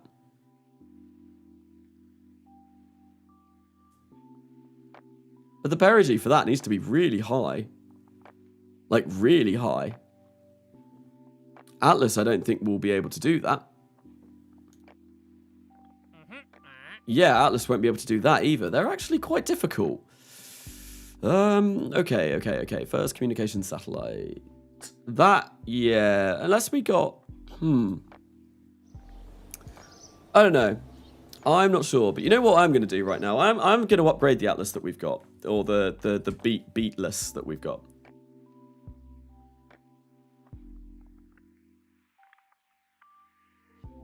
Hanasa, you got to check out these. These what? I mean, I know what you're going to say, but, you know, I thought I'd humor you. Mike glitched out for a solid 2 seconds. Yeah, I think it's whenever I time warp with Principia, it goes a little bit weird. Kanasa, good news. I got a basic iron bus working on the MP Save Factorio. Very, very nice. How many smelters is that? Is that 48 smelters is full smeltery? I can't remember the exact numbers. I was playing Factorio fairly recently. Right, we'll save that up and we'll create a new Atlas. So basically, I got sent a video by Lancis Man earlier on, which told me how to make a PVG-friendly Atlas, and we are absolutely going to make that because it is amazing. This is honestly life-changing, and I asked him if I could use his idea and make a video out of it to show other people this, because this is great. Like, the way this works, it is just fabulous, fantastic, and I think we might have an upgrade to the LR105. We do. We have the NA6. We do. Nice. That's awesome. No, we don't. No, we don't. Forget that. We've only got that. I think we get that 1960s orbital rocketry. Is that the second one that we've unlocked? Yes. So, when did we unlock that? 1960. Okay. Right. So, what we want to do is we want to get avionics on top because this will control our rocket. We'll get that there. Then we probably want to get tank UI down to maybe like 1,000. And we want to set this to be controllable mass of 150 we'll go for. And if we come in here, and we'll go for 1,000 there. Like so. That should give us enough. 21 minutes, yeah, it's not going to take 21 minutes to get to Orphan. Orphan? 21 minutes to get to orbit. No, absolutely not. So we're going to do that, and then we'll just type in Atlas to get all of the Atlas engines and all the Atlas parts. Right, so we want 2 LR101s on the side. I believe that's what they're called. Like so. Then what we can do is, then the next thing that we want to do is place a decoupler, and I'll just do that. And what we'll do is come in here and disable staging and keep crossfeed disabled. So basically, this design, it's going to be stage and a half like Atlas, but we're going to trick the game into taking the fuel from this part into this LR105, and then the actual Atlas at the bottom, which will be this, is where the LR89s are going to be taking the fuel from. And it's just a genius way. It honestly is ingenious way of doing Atlas and making it PVG friendly. Wait, was there 2 on there? But this needs to be attached onto here. And we only need 1. We only need 1. And we bring this all the way down here. Like so. And we make this 3 meters, because that's the size that we've got. Like so. Then what we'll do is we'll move that in, so like we hide that little decoupler. Like so. That can probably still go up a little bit more. Like to about there. Yep. I gotta go. Oof. Dinner's ready. Thank you, Sandbox Guy, for coming along to the stream. Enjoy your dinner, and I'm sure I will see you at another stream. And, well, yeah, hopefully we'll get on the Factorio at some point soon, too. Right, so let's keep moving this down. We're gonna make this have the Atlas mounts, which should be like the 3rd one along. Yep, lovely. And there we go. Oh, and one thing that I have forgotten to do is we need to ensure this tank here, what we want to do is we want to fill that up and make sure that this has the rated burn time for this, which should be 330 seconds, I believe. So we need to make this a little bit bigger. So if we make that go to about there. Yep, and there we go. That is the rated burn time for the LR105. We'll get that. Then we will get the Atlas skirt. Place that on the bottom as you would normally. And apparently this also, like this technique works for custom built Atlas skirts as well. So things like Calvin McClure makes the wonderful, intricate, very, very, very well detailed Atlas skirts. It will work on that as well. We'll just place a 89 on there, make sure that this engine is the correct one. 89 NA3, that's the best one that we've got unlocked. Place that in there. So then, yeah, these are only taking fuel from this now. So what we want to do is fill this up with kerosene and liquid oxygen and get this to be 135 seconds, because that is how much the LR89s are rated for burn. Yeah, 135 seconds. And there we go. And what we can do is we can stage all of this all at the same time, and that will split it perfectly. And that is our Atlas all properly done.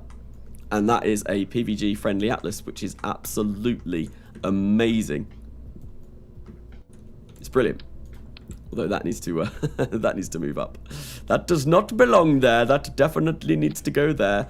And then we move these down as well, obviously, because they need to be a little bit lower down, like so. Lovely. What time is it where I am, Carnassa? It is currently 9 PM or 3 minutes to 9. Separate tankage, nice, yeah. And this actually works really well. I was playing a sandbox game earlier because when you sent me the video, I was like trying to check it out and see how it worked. And it works perfectly. And it also, one thing that it does, which designing a normal Atlas won't do, is it will tell you your delta V correctly. Although something has gone wrong there. What? Hang on, I think I've put that on the wrong spot. There we go. There we go, yeah. So it will tell you, it will give you correct delta V readouts, which is awesome. I'm a little bit annoyed that I didn't have the next lot of engines unlocked. I thought I did, which is why I was kind of doing this now. But oh well, it's fine. We don't need them. I'll just build this as is now. That's an interstage. We want a normal payload adapter. And there we go, that's how you do it, and that will work really well with Primer Vector Guidance, which is fabulous. And I think this can get, a normal Atlas built like this can get about 0.8 tons to low Earth orbit. So we might use that for a few things coming up. What contracts have I actually got? Lunar Impact, yeah, that's fine. Lunar Orbiter, first orbital flight. So I think maybe, yeah, I'm kind of stuck waiting for tech to be able to do these. I might be able to do something that is capable of doing those WeatherSat contracts, though. We'll have a look. I'll finish building this, and we'll finish colouring this in. I think we're still going to go for the B color for this because that's what the first atlas was, and this is basically going to be exactly the same. So we will keep that color scheme, but in the next live stream is when we will change things up a little bit. So we want to load color, and we want to load colors in here as well. We'll go for black paint metallic, and then I think this before was sides delta 4, and yeah, we'll just do the exact same thing. Get that black metallic, like so, and then we get the B in there, and it all looks great. Then don't spam. Who's spamming now? So Carnessa, why does a blonde pour soapy water over her car's engine? I don't know. Are you making a blonde joke? Are you making a blonde joke? Because like you know I am blonde. Wait, what are you gonna say? I mean, I don't even know if I look blonde, like in the camera, but I am blonde. I've been blonde forever, so it runs clean. Amazing. Next thing you'll do is like make Essex girl jokes, because clearly I am an Essex girl. I'm here. What did I miss? Hello, Titan. Welcome to the stream. We bonked the moon a couple of times. We smacked the moon up, and it was all very successful. My voice is dying, apparently. It has been dying pretty much the entire stream, to be fair. I'm very much looking forward to being able to talk properly again. That will be great. But anyway, we are going to come in here quickly, and I'm going to make sure that this is all coloured up. And I think we might need to tool this again, unfortunately, but you know, this is going to be very useful. We'll use this for a lot of things. Obviously, this will be used for our first ever crewed mission. We will just be whacking it on top of an atlas because, you know, atlas is good for getting Mercury up. And I wanted to do something here. Yeah, we wanted to do that. There we go. And that looks a little bit nicer. So how much is this going to cost to tool? Not that much. Not that much. 15,000. That's fine. I'm all right with that. We've got 500,000 in the bank. Yes, that's brilliant. Okay. So I think, yeah, that's only going to take like 50 days to build. Awesome. Yeah, we lose a bit of delta V by putting this on, but it's not the end of the world. I wonder how much delta V we do get. Right, so no, I do not want to do that. Absolutely not. I want to put lead ballast in here, which is there. Then we want to route this. I just want to see roughly kind of like gauge how much payload we can get to orbit. So having, how many tons is that? 2.2 tons is too much. Let's have a look. So that is, that 9,100 is usually where I draw the line. That gives us 1.1 ton to low Earth orbit. That's not that bad. That's not that bad. We'll save that up, and then we'll launch the third lunar impactor. Thought I'd just, like, you know, break up the stream a little bit. We've done 2 lunar impactors. I thought I'd come back in the VAB and do a little bit of work on something different. So this is called the Beatless, I think it was. And this is like, yeah, 1 ton LEOLV, roughly. It's a little bit better than the one we've done there, and it has less parts, apparently, so even better. Right, so we can leave, and yeah, let's get working on our lunar impact. Oh, no.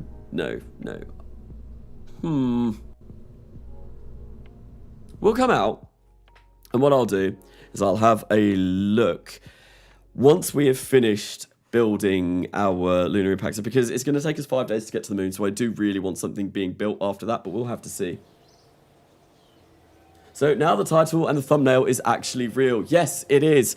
I did change the title and the thumbnail from the stream that I did yesterday, earlier on today, so, you know, it's not misleading. This time we did actually go to the moon. We have hit the moon twice in the course of this stream. It did happen. We are going with Kamikaze B number 4. That will be the 4th, well, the 3rd one that will hopefully successfully hit the moon. But I don't know.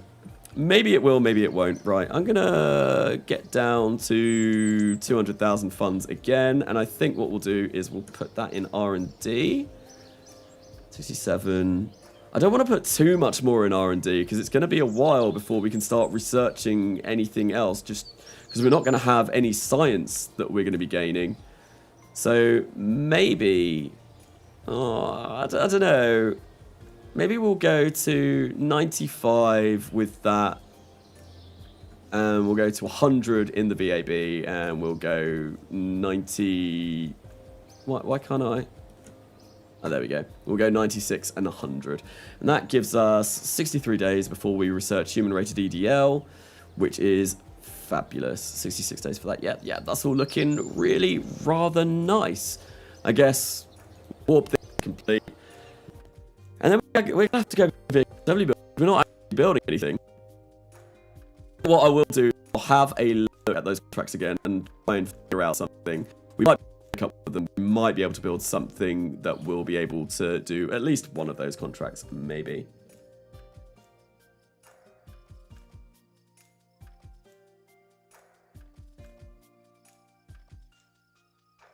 Oh yes, sorry, the mic. I really need to stop doing that. So basically, yeah, whenever I time warp, I think it kills my CPU. Because Principia is not friendly on the old CPU, and that'll be my voice just dying. So I do profusely apologize about that. Is it really that bad? Sorry, I do apologize. It kills, like, yeah, it also lags out the game. I think the fastest I can go is only 1,000 times. So maybe when I time warp, I'm just going to have to shut up. But that's going to be hard because I'm going to forget about that. Anyway, we're going to come into the VAB. Oh, no. We're going to go into mission control first. I swear I'm spending so much time in here. First communication satellite. So that is really difficult to achieve because we need an engine that can fire properly in space, and that's a lot of ComSat payload. Early weather satellite will give us like 60,000 funds. That's not that bad, but the perigee is really high and the eccentricity needs to be low. So we are going to need to have an orbital stage for that, which means we probably might need to use Titan, but we can have a look. Inclination's not too bad. I guess probably really the thing that I should be doing is designing something that will be able to achieve this. Or maybe the navigation satellite. Either one of those. Yeah, we'll go into the VAB and have a look at some of that. I think, what one gives us more money? What one pays better? Weather satellite by far. So yeah, we're gonna take that. Yeah. We'll take that, and then that way I can at least see what we need in the VAB. I'm cutting my vids myself as well. Are you talking to me? Or... because that is... yeah, no, I edit all of my own stuff. I do not have an editor. It's all me. I think I'd probably need maybe like 10 times the amount of views and subs and stuff that I was getting to even warrant thinking about getting an editor.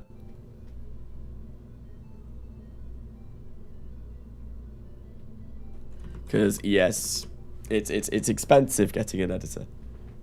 Right, anyway, we are going to make, yeah, some sort of rubbish little weather satellite.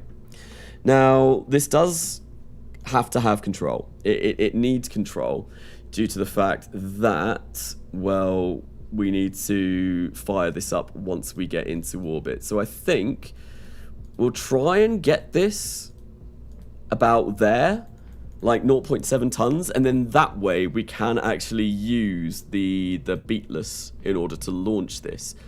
I'm not sure if this is going to work, but we will have to see. And I guess maybe we can keep that at 1.5.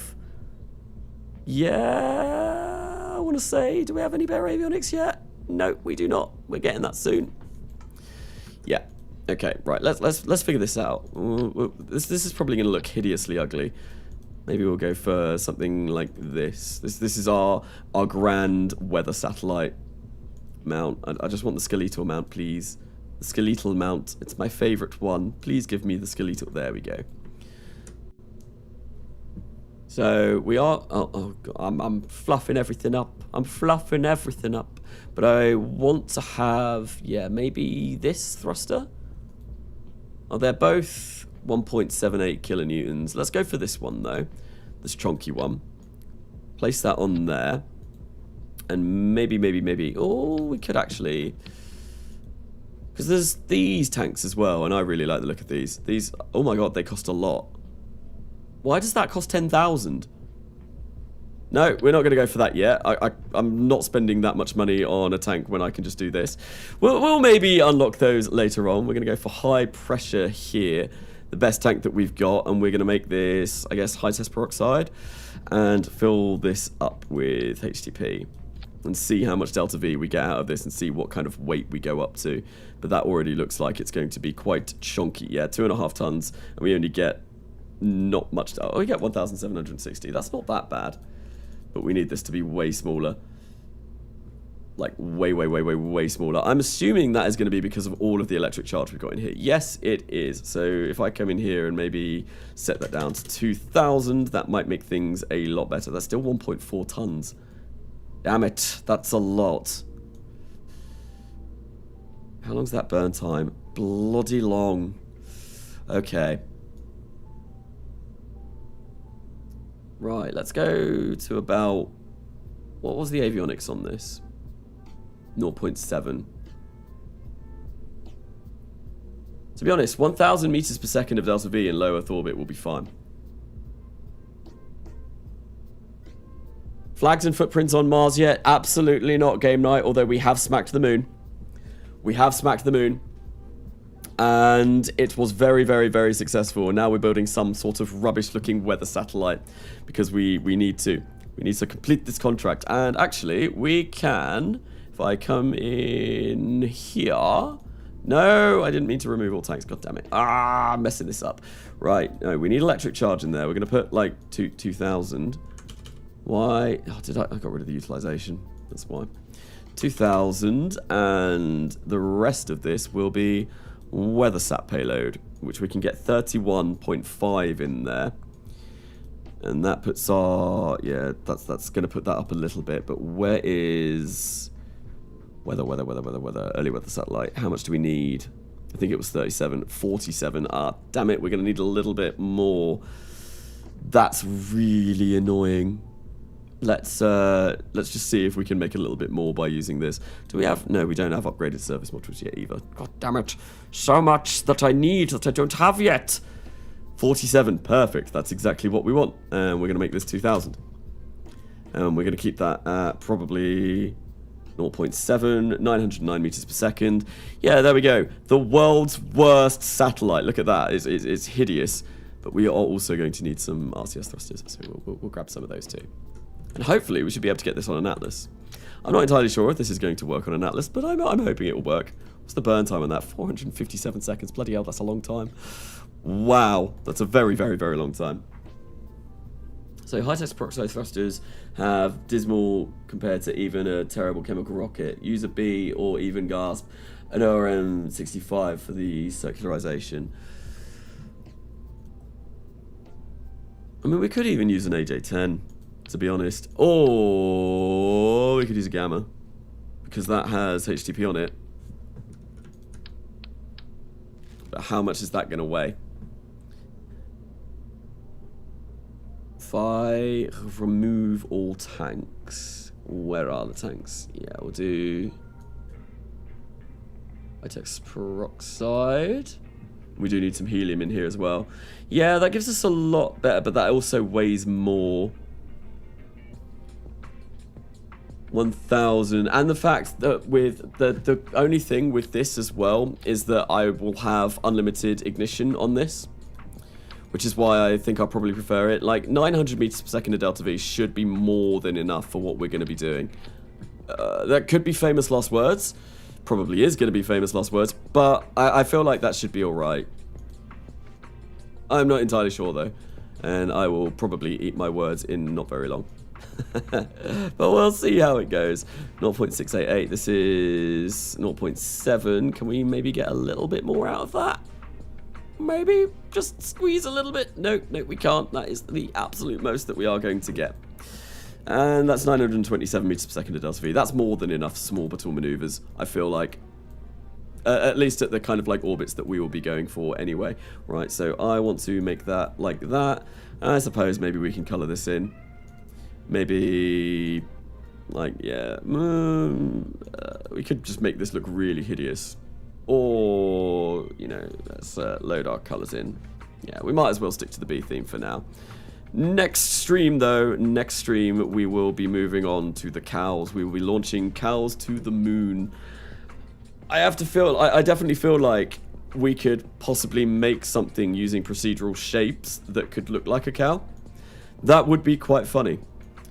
I don't know, I shared it on my Discord a really long time ago. I don't know if it ever got, like, shared, but I made a Super Mario pixel art for SoNotTheHeroType using procedural parts, and it looked bloody cool. I was really pleased with how that turned out. But it was. Maybe we could do something like that. We can make a cow pixel art or something. I'm not sure if that would be possible. Do we get a yellow tank underneath as well? Yeah, there we go. That's our weather satellite all sorted. And we can get that on top of one of the atlases. Du bist ein kleiner Geilermenschen. That you are a small... I don't know what Geilermenschen means. You are not Deutsch, you're not German. Where is the German coming from? So no need for high pressure tanks for the gammas. Yeah, I know. I probably could have changed that, but the fact that the being able to relight the small little thruster that we've got on here, I think is really the main thing that I want for this. Like, obviously we aren't going to be getting as much delta V out of this, but I feel like it should still be enough. You need to fill the B with cowlocks. But I'm Austrian. So what do I use to edit my videos? I use DaVinci Resolve to edit my videos, and I'm probably going to be editing the next coming home video as soon as I finish this stream, because I do need to get that done. As I mentioned earlier on in the stream, I'm going to be incredibly busy tomorrow, so I'm not sure if I'm going to have enough time to get that all done, which will be a shame. Right, we're going to get the beatless, like so. And that hopefully, yeah, that should be enough to get us a decent orbit. And do this weather satellite contract. Right, we do need some payload adapters on there, though, because we can't just launch that like that. No, that would be terribly silly. So we'll get those on like so. And I think what we'll do is we'll make those into the Atlas tile style fairing. If I come into... Where's the preset? I always lose this. There should be, like, presets. Use preset. There we go. Why can't it just accept that it's always going to be the preset? And I think I've already tooled some fairings for this. I might actually grab this. Yeah. This is what we're going to do. Get rid of that. We'll just grab the fairing for that, because I know that I've tooled this already. Get rid of that, and then place that on instead. Lovely. Oh, no, don't want that. Don't want that. And we're going to grab a conformal decal and whack one of those on here as well, because we obviously need the B on the side of this. If we grab that there, put that there like that, select flag, and go for the ginormous beacon. Apparently Sandbox Guy has made another one of these, which we'll be able to use maybe in a future stream, which will be very nice. There we go. Lovely B on the side. Kanasa, when Jupiter Space Station? Probably not in this series. I don't imagine we'll be making our way to Jupiter with crew in this series. Maybe that'll be something that I do in another Raro series though. Like try and go really far out in the solar system. That'd be quite cool. Right, okay, let's grab this up and let's just grab ourselves a Atlas launch stand. Like so. And whack that down like so. And there we go. That should be that all done. I think we might need to tool something, because that's, yeah, tool all purchase. And we should have enough avionics, right? Are sufficient. Lovely. That's only going to take 52 days to build for that weather satellite contract. That is fantastic. And this is a PVG friendly Atlas, which is awesome. And yeah, we get a lot of delta V out of that. That should be enough. That should be enough to do what we want, I think, anyway. Right, so this is going to be... Yeah, it's going to be a weather satellite, right? Like so. We're definitely not spying on the bees at all. Okay, well, we're going to save that. And no, I'm so used to going over to that button and pressing it that I just want to. Immediately want to. So I think we can agree that the DB is a joke. What is the DB? What is the DB? Oh, the Deutsche Bahn. Okay. I've never been on a German train. Ever. I've only been to Germany once, and it was a very long time ago. Nice place though. I think I went to, like, I can't remember the city name, but it's in West Germany because I went to Alsace with school, and during our trip to Alsace we went over to Germany very briefly for like a day. Hang on. Lahazing, thank you for the €5 donation. Very nice community you have here. You play KSP, and the chat is talking about Austrian and German railroad companies. Thank you for the donation. It's always appreciated. If you like railroads, definitely check out Rail Cowgirl. Absolutely. Oh, I'm getting tired now. You could probably tell within my voice. I think what I will do is launch this. Launch the final Lunar Impactor, then launch this, and then I'll probably call that the stream there. Because my voice is going a little bit, and yeah, I'm quite tired, and I've still got video to edit for tomorrow, so I need to get that done. Right, so yeah, we've launched that, right? Everything should be good. Let's leave, and let's get some launches. Black Eagle Gaming, absolutely. We do want to be observing the weather over the Soviet. How do you even say that? Soviet Union. Soviet Union. Soviet Union? Soviet, yeah. Soviet Union. Rail Cowgirl, the person in chat that has the verified tick, you know. One day I might reach there. Maybe when KSP 2 comes out, if I keep a steady upload schedule. Maybe, who knows? I'd like to think maybe one day. Anyway, we are going to launch this. Yeah, have we rolled it out? Nope, we're gonna roll this out, and whilst that's doing, yep, we'll get to weather satellite and it'll be good.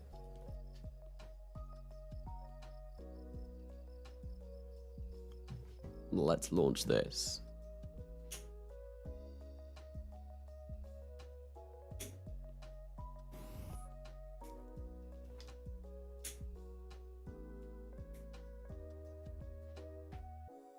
I will have to remember as well, next time that I time warp, I'm going to have to shut up. Because apparently it goes all glitchy when I time warp, which is very unfortunate.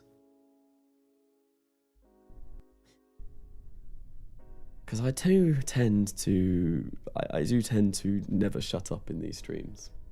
I mean, I'm talking a bit slower now, but that's just because, yeah, I'm getting more and more tired. But we'll launch this, right? So we want to come up to here, open up the terminal, switch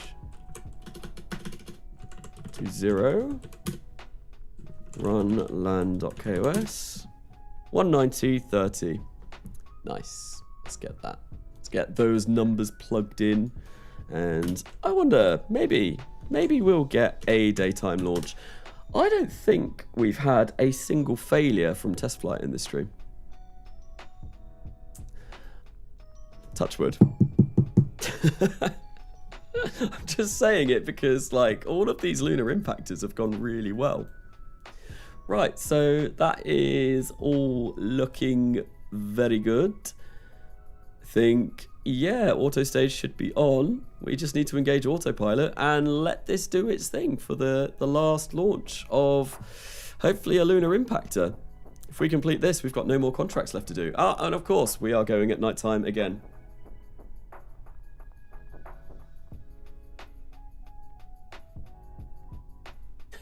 And I run a channel about nothing because I'm a lazy dumbass.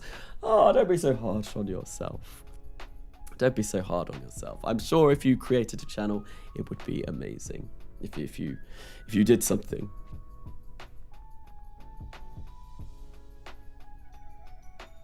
Oh, yes, of course, because it's... Yeah, so it should have been 190.5. Oops. We're close enough. The launching will be close enough. I'm not very good with... What is it? Is it like decimal to radians?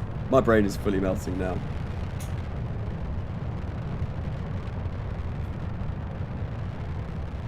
I do love the sound of the Titan. Yellow 87. It's just got such a great startup noise. The whoop. Just came back and the chat all about trains. I'm totally in on that as a fellow Austrian. See, as a Brit, like, usually the only thing I know about trains is complaining that the tube is late or that the tube drivers are on strike. That's usually all we talk about in relation to trains. Alice Sayer gets the train a lot because she works in London. I very rarely get on a train. I'm very much one for driving everywhere because, you know, I'm bad for the environment and all of that. Being late is Germany. I thought Germans were known for being, like, very efficient and on time. And I know Japanese trains are meant to be really well known for being on time all the time, aren't they?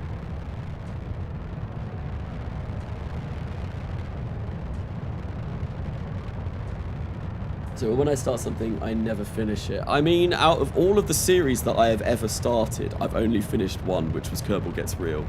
I do want to finish Coming Home Redux, though. And I've put a lot of time into that recently, and I definitely feel like that is a series that I will be able to finish, as long as KSP 2 doesn't come out and spoil that, because I think as soon as KSP 2 comes out, that will be the end of that series. So I'll basically be doing the same in KSP 2. So that's basically what stock KSP 2 is going to entail. I think as well, I've got a very generic Southern British accent. It's how you talk, I guess. I don't know.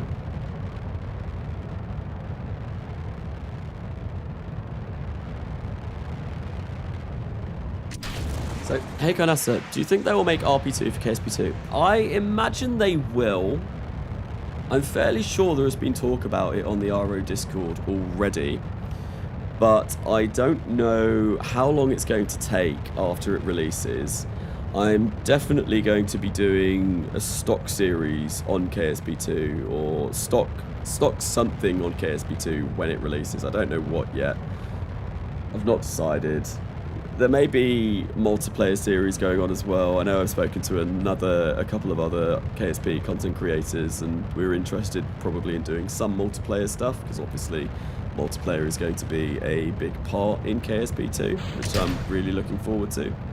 That was a nice little launch there. We can get rid of the heads-up display. Well, we can bring the heads-up display back now. But yeah, no, definitely I'll be doing stock series, but I would like to think RP2 will be a thing. I just don't know how long it's going to be before it comes out, and how different KSP2 is going to make RO and RP1, because obviously they're getting rid of the contract system, as far as I'm aware. That's the last I heard.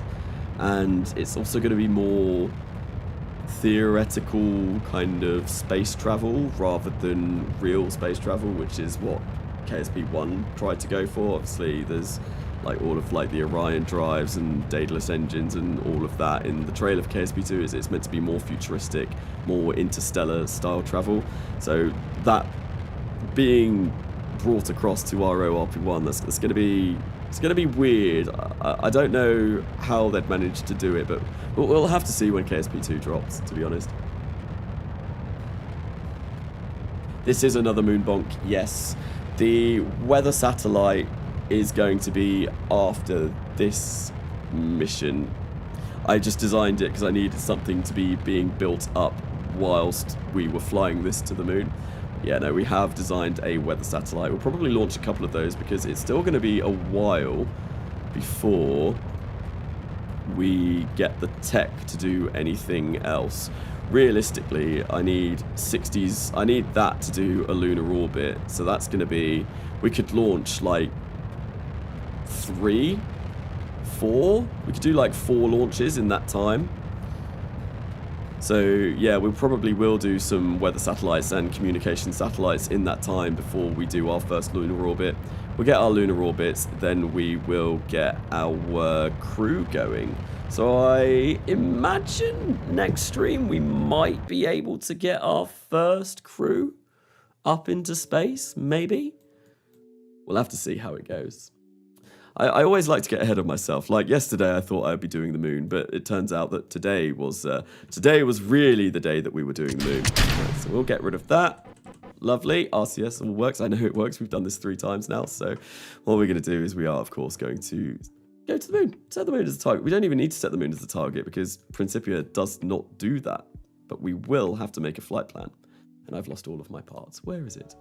Add maneuver. Right, so we're going to go for 3,150 meters per second. And we want to set our plan length to maybe about 4 days. And let's have a look. We need to come more over this way. There we go. We had it there. About there. Yeah, I think we've actually got an encounter there. I think that's smack bang hitting the moon. In order to check that, obviously we will go for moon-centered inertial. And yeah, there we go. We are really smacking the moon. Nice there. Let's just see if we can get maybe a little bit better. Yeah, there we go. That is about as dead center into the middle of the Oceanus Procellarum that we're going to get. Like we couldn't get any more central than that. Okay, so we've got our node up. It is in 9 minutes. We're going to point to the node and get ready to fire up this burn. This is definitely not... Well, it'd be a bit of a useless spy satellite if we were sending this to be destroyed at the moon. But the weather satellite, I mean, it was named in inverted commas. Take that as you will. We're definitely not spying on the Soviet Union, as someone said.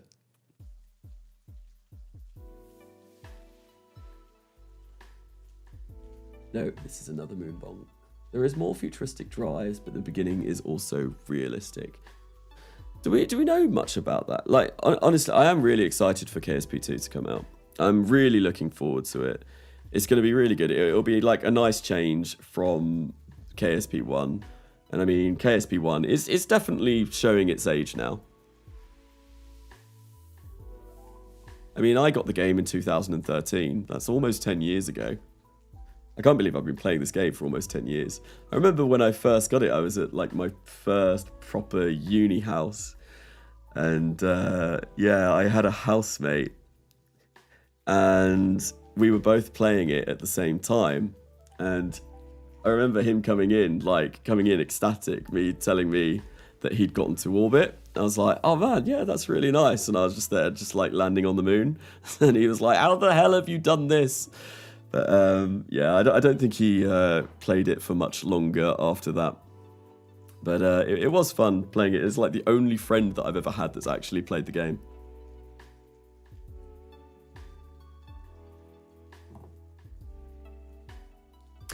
Bombing the Nazi base on the moon. Indeed we are. We are going to prevent the events of Iron Sky from happening. I don't actually know what happens in that film. I think I have watched it. But like I said earlier on in the stream, it was a really, really long time ago. So not something that is produced to be more generic. I know the tutorials that they're going for in KSP2, they're going to try and make them more user-friendly from what I've heard. Because I can't really remember learning how to play KSP. Obviously, it's widely regarded as a game that is very difficult to get into. It's like more of a learning wall than a learning curve. And I remember when I was learning, there weren't really many tutorials on how to do anything. I learned pretty much by trial and error, just like kept playing the game and trying different things. I think Scott Manley's Interstellar Quest was going on, but there was like Matt Lown didn't exist. A lot of people that are big now didn't exist, and and I just remember learning just by doing. But I think in KSP2, they are trying to make the tutorials a little bit more intuitive, which might be more appealing to a wider audience. And I mean, the game is being marketed as a AAA game, as far as I'm aware. Right, so we've got 10 seconds until our burn. We're going to start ullaging now, and then when we get to 1.3, we're going to activate the engine. And there we go. Lovely stuff. The engine fired up again, and for the last time this evening, we are going to make our way over to the moon. And that's that. Have I watched For All Kerbal Kind? I have. I really liked For All Mankind. Yes, no, I have watched both. But yes, no, I have watched For All Mankind, and I really did enjoy that show. I know a lot of people got a bit, like, annoyed over the drama in it, but I enjoyed the drama. There was one storyline that I did not enjoy, which I think a lot of people didn't enjoy from season 2, which was just a bit messed up and a bit weird. But apart from that, no, I really enjoyed the show. I thought it was a really good show. Right, here we go. And cut. Look at that. We don't even need RCS. Who needs RCS? We're going straight to the moon. Don't even need correction burns. Yeah, get in. Screw the moon. We're going to hit you with this probe. I'm definitely getting tired. But yes, you don't get a better trajectory than that. That is smack bang in the middle of the moon. And yes, that went very well. I was quite excited about that, but really looking forward to season 3. So am I, especially the very last scene of season 2. Like, the last thing that they showed in season 2. Season 3 is going to be amazing. It's great. I'm really looking forward to it. I know they wrapped up filming a while ago, and I think on one of the streams, I think it might have been yesterday, someone said that there could be a chance that it releases this month. But I don't imagine that will happen because, well, we've not heard anything about it at all. Right, anyway, we are on our way to the moon for the 3rd time, and everything is going according to plan. Yep, we'll get this all done. I need to make sure that we've got these turned on to get that little bit of science that we will get from low lunar space on our way over. And there we go, we'll get a lovely pretty shot of the Earth as we leave and fly to our demise. Fits the name quite well. Go to the moon, go directly to the moon, do not pass go, do not collect your £200 salary. Absolutely amazing. I cannot stand Monopoly. I really dislike Monopoly with a passion. I've never enjoyed it. And it kind of put me off board games because I thought, oh, if all board games are a bit like that, then yeah, I'm not really big into board games. But about, yeah, probably like 6 years ago, I discovered like other board games, and there's one that I really like called Betrayal on the House on the Hill, and that's a fantastic game. It's a shame that you need like 3-4 people to play it though, because it would be something great that like me and Alisea could do, but unfortunately you need quite a few people to play that game. But yeah, Monopoly it always devolves into like arguments and like, oh my god, the banker's cheating and all of that. It's not great. Season 3 of what just got here? Of For All Mankind, yes. I'm currently both reading the book series and watching the Apple TV show of Isaac Asimov's Foundation. It's incredible. I recommend. I should watch that. I've not heard of that, but I should watch that. Right, there we go. That's enough. Oh, no, I don't want flight results. Absolutely not. No, we're just going to go. We're going to go. And hopefully, it shouldn't take us too long to get to the moon. Just following this along. Nice and slowly.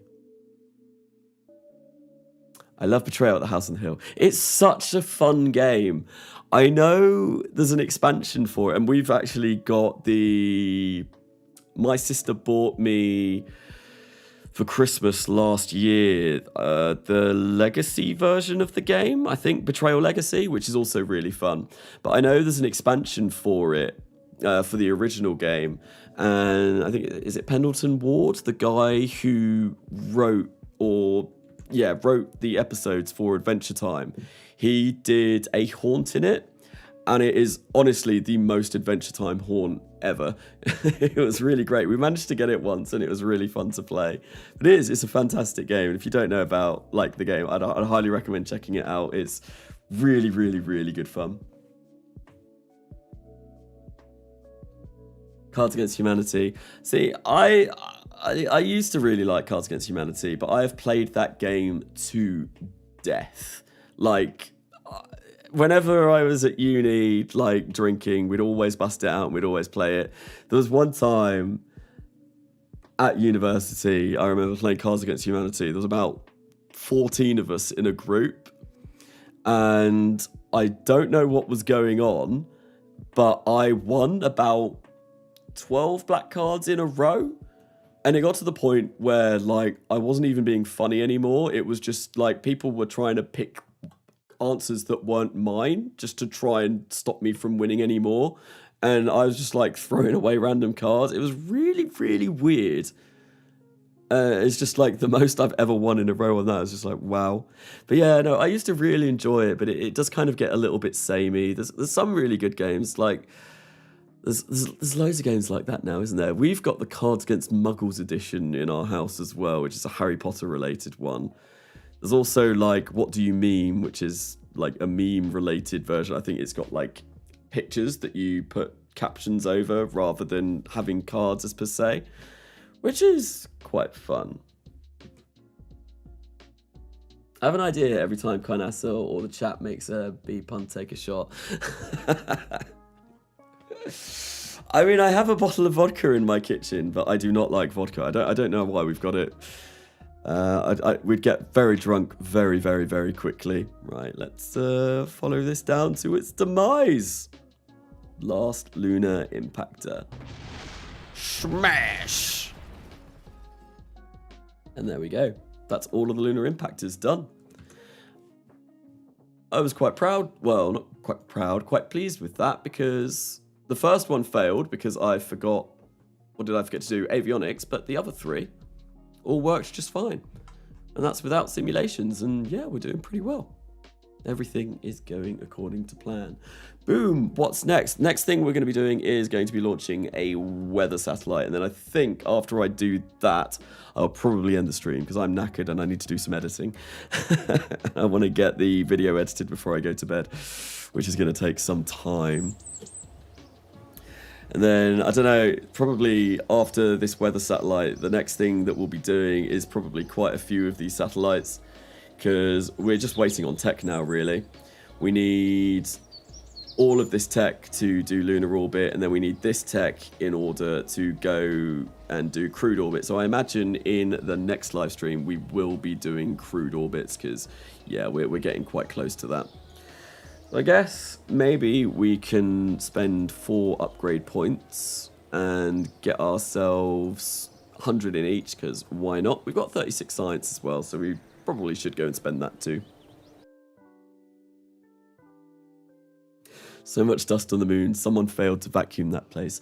I mean, yeah, how inconsiderate of them. Like, they should leave it as they find it. Like, give it a good clean over. We would have a game called Linky, but nobody would play it anymore because they all think I memorized the cards, which I haven't. My memory isn't that good. I've played Linky. It's, yeah, there's a common thing in between everything, isn't there? And you have to answer some questions and you get, like, given an answer, and the first person that guesses the common link is the one that wins, from what I remember. Gotta leave by. Thank you, Lezing, for coming along to the stream. I hope you enjoy the rest of your day, evening, night, wherever you are. Okay, so what am I going to buy in science? What science do we want to unlock? I feel like 1961 orbitary, we don't want to go down that route yet. We do not want to go down that route yet. We want to go for this. This will be much more important, because then we can start thinking about interplanetary, especially if we get interplanetary communications. So we'll get that and we'll get that. And yeah, we are probably also going to want to get these solar panels for interplanetary as well before we can really go interplanetary. But that will probably be after, yeah, we'll definitely do crewed before interplanetary. That will come soon, though. Okay, so with that, we are going to... We get rated DL done.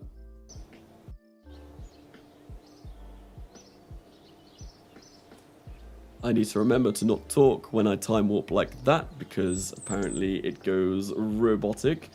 The rover, be Mars rover. We absolutely shall do that at some point. We should send a rover down to Mars or... what? Are you alright?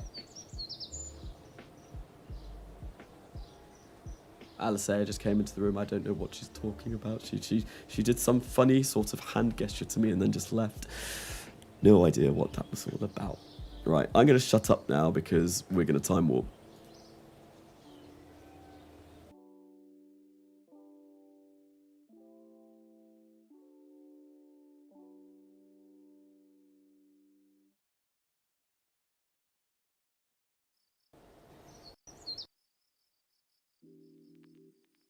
And there we go. Hopefully that should be fine. Yeah, that is a major problem with Principia, is that it completely lags out my system.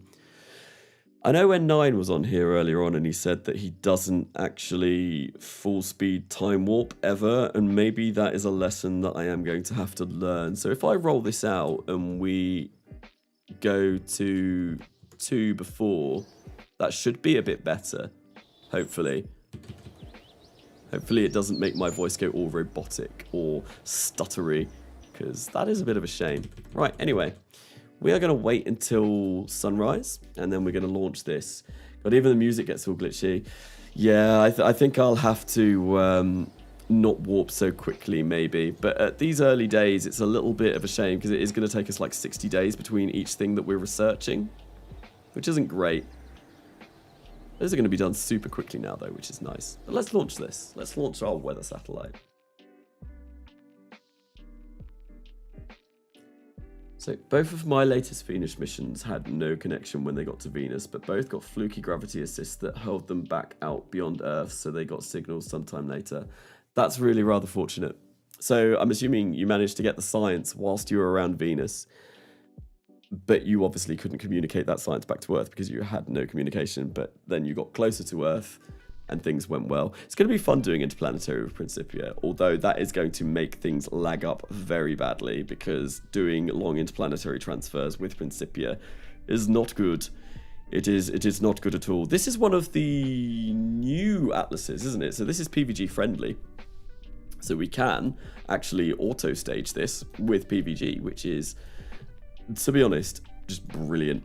Right, so weather satellite, we need our perigee to be between 596 and 737.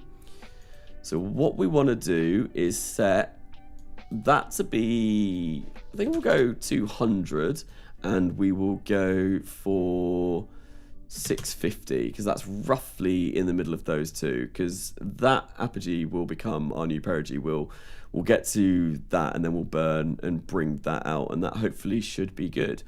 So I think for an atlas we want to probably go about 0.6. We want to turn that on, and that should be okay, I guess. Staging is all correct, so yeah, I guess all we need to do, auto staging, is something we can do now. So we're going to engage autopilot, and hopefully this works. 703 meters per second of delta V left on that stage. That's not bad. We can probably actually do that and get even higher. Yeah, I reckon that'll work. Okay, so in 3, 2, and 1.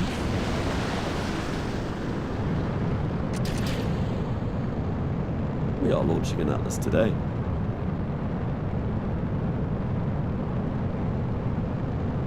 What do you prefer, milk from bulls or cows? Joker question. I mean, I really hope you're not getting your milk from bulls. I really, really hope that's news flash that might not be milk.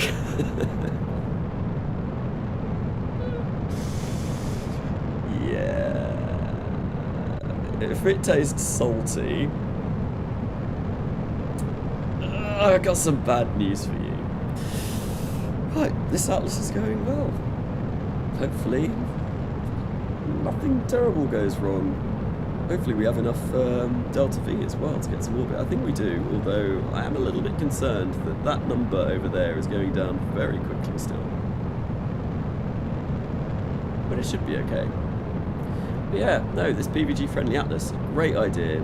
Lance's man, gets all the credit, sent me the video earlier on today, I watched it, and just genius design.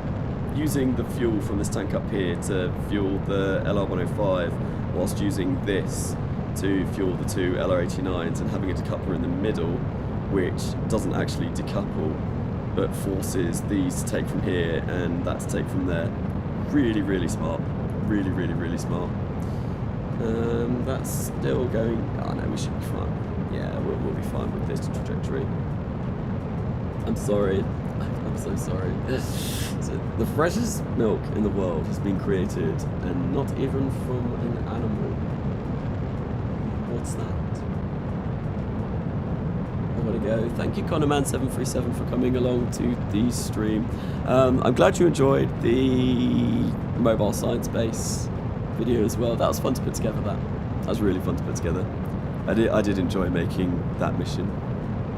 But no, have a good rest of your evening, day, whatever part of the world you're in. So, Kanasa, I've finished Calket V1. Check Discord General in the CG Discord. I'll have a look at that after I finish the stream. Also, Kanasa has a Discord server. Go join it. Link in the description. Yes, there is a link to the Discord in the description. It's a pretty cool place.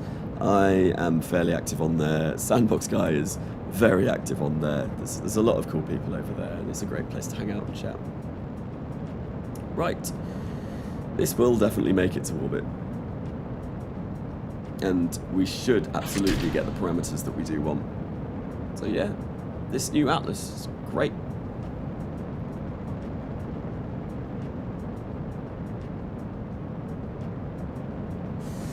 Laughing so hard at what? Have I missed a joke? I'm definitely very tired now, and I feel like I'm missing something. Did I miss the moon impact? Yes, we've hit the moon 3 times. We've launched 3 separate probes to the moon, and we were successful. Well, we launched 4. The first one was unsuccessful because I was a bit of a donut and didn't. Oh, we wanna turn that off. Oops. Oh dear, have I balls that up? No, we're good. We're gonna have a whopping 9.5 meters per second of delta V left. Fabulous. Yeah, no, the first one ballsed up because the avionics was insufficient. The second, third, and fourth one, though, they were all completely successful. I mean, everyone's got a little bit of a twisted sense of humor, right? I think. I'm sure I find some things incredibly funny that I really shouldn't find funny, but, you know. Look at the lovely Beatless, or the Beatless? Beatless. Yes. Nice little quick screenshot there of this majestic creature. What are the odds that when I decouple the upper stage that the avionics are going to be insufficient? I feel like that very well could happen. Hello James Studios, welcome to the stream. Welcome to the stream. It's probably only going to be not much longer of this stream, to be honest. I've mentioned I'm quite tired, and I definitely could do with a rest now. But we are going to finish this launch at least. We'll get this done, and then we'll see what we get after that. This should be able to complete the contract. I'm fairly confident that as soon as we get to orbit, everything should be good. So nice being able to use PVG with an Atlas, though. Like actual PVG as well. Like we can just turn auto stage on and things work. It's mental.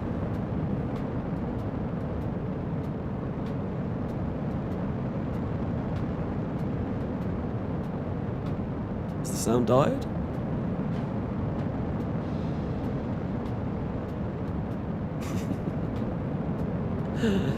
Not spying on the Soviet Union, absolutely not, no. Definitely not with this weather satellite. Oh, is that orbit? That is orbit.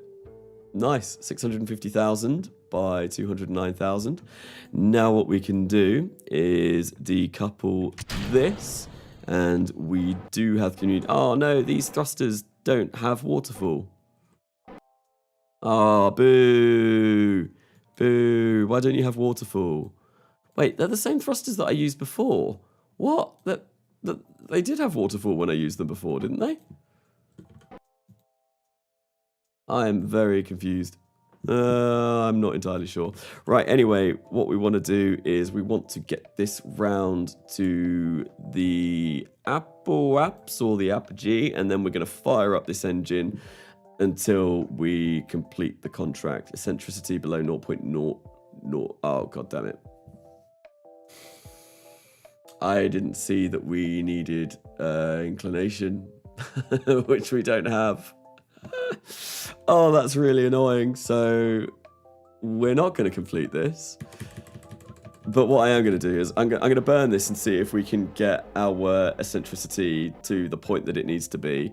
Because then at least that way that I know we will be sufficient if I actually launch it in the correct inclination. I didn't even see that. That's probably just me being tired or me just being a bit of an idiot. Oh well. Right, let's fire that up. And let's see, because, yeah, no, we'll definitely have enough delta V to make that orbit. Below 0.001, hey? And it's not like I can even keep this up as a communication satellite, because this will run out of battery very quickly. But yeah, no, this will work. This will absolutely work. There's nothing to worry about this. Just need to launch this again into the correct inclination. That's really dumb of me. Really, really dumb of me.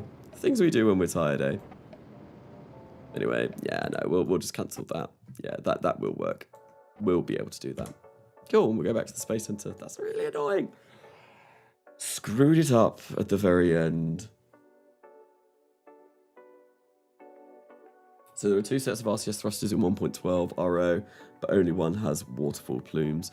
Okay, I'll need to probably... That's probably what I've done wrong, because I know I accidentally earlier on purchased the wrong ones. So maybe that's what I've done. I've put the wrong thrusters on this. I can't believe I've screwed that up at the end. That's really annoying. Oh well, next stream we will be sending up another weather satellite. We'll probably be sending up a few, actually, in preparation whilst we wait for our technology to unlock to be able to do lunar orbits and crewed space flight. Yeah, that's definitely the next things on the agenda for this stream series. I am absolutely knackered. So with that being done, with that failure, I'll come in here and we'll build another one of those. But at the same time, I'm also going to get ready to wrap up the stream. So I'm going to come back for the last little bit.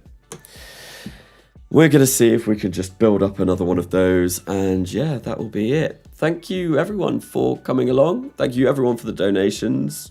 It's been, yeah, no, I was a little bit shocked earlier on. Thank you, Rail Cowgirl, for that. That was very, very, very, very generous. And I've now lost KSP.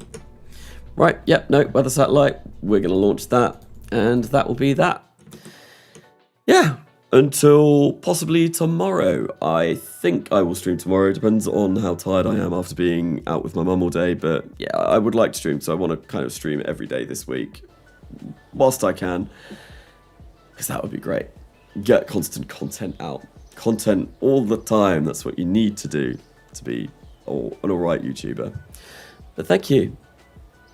Until next time, I have been Karnasa, and yeah, I will see you later.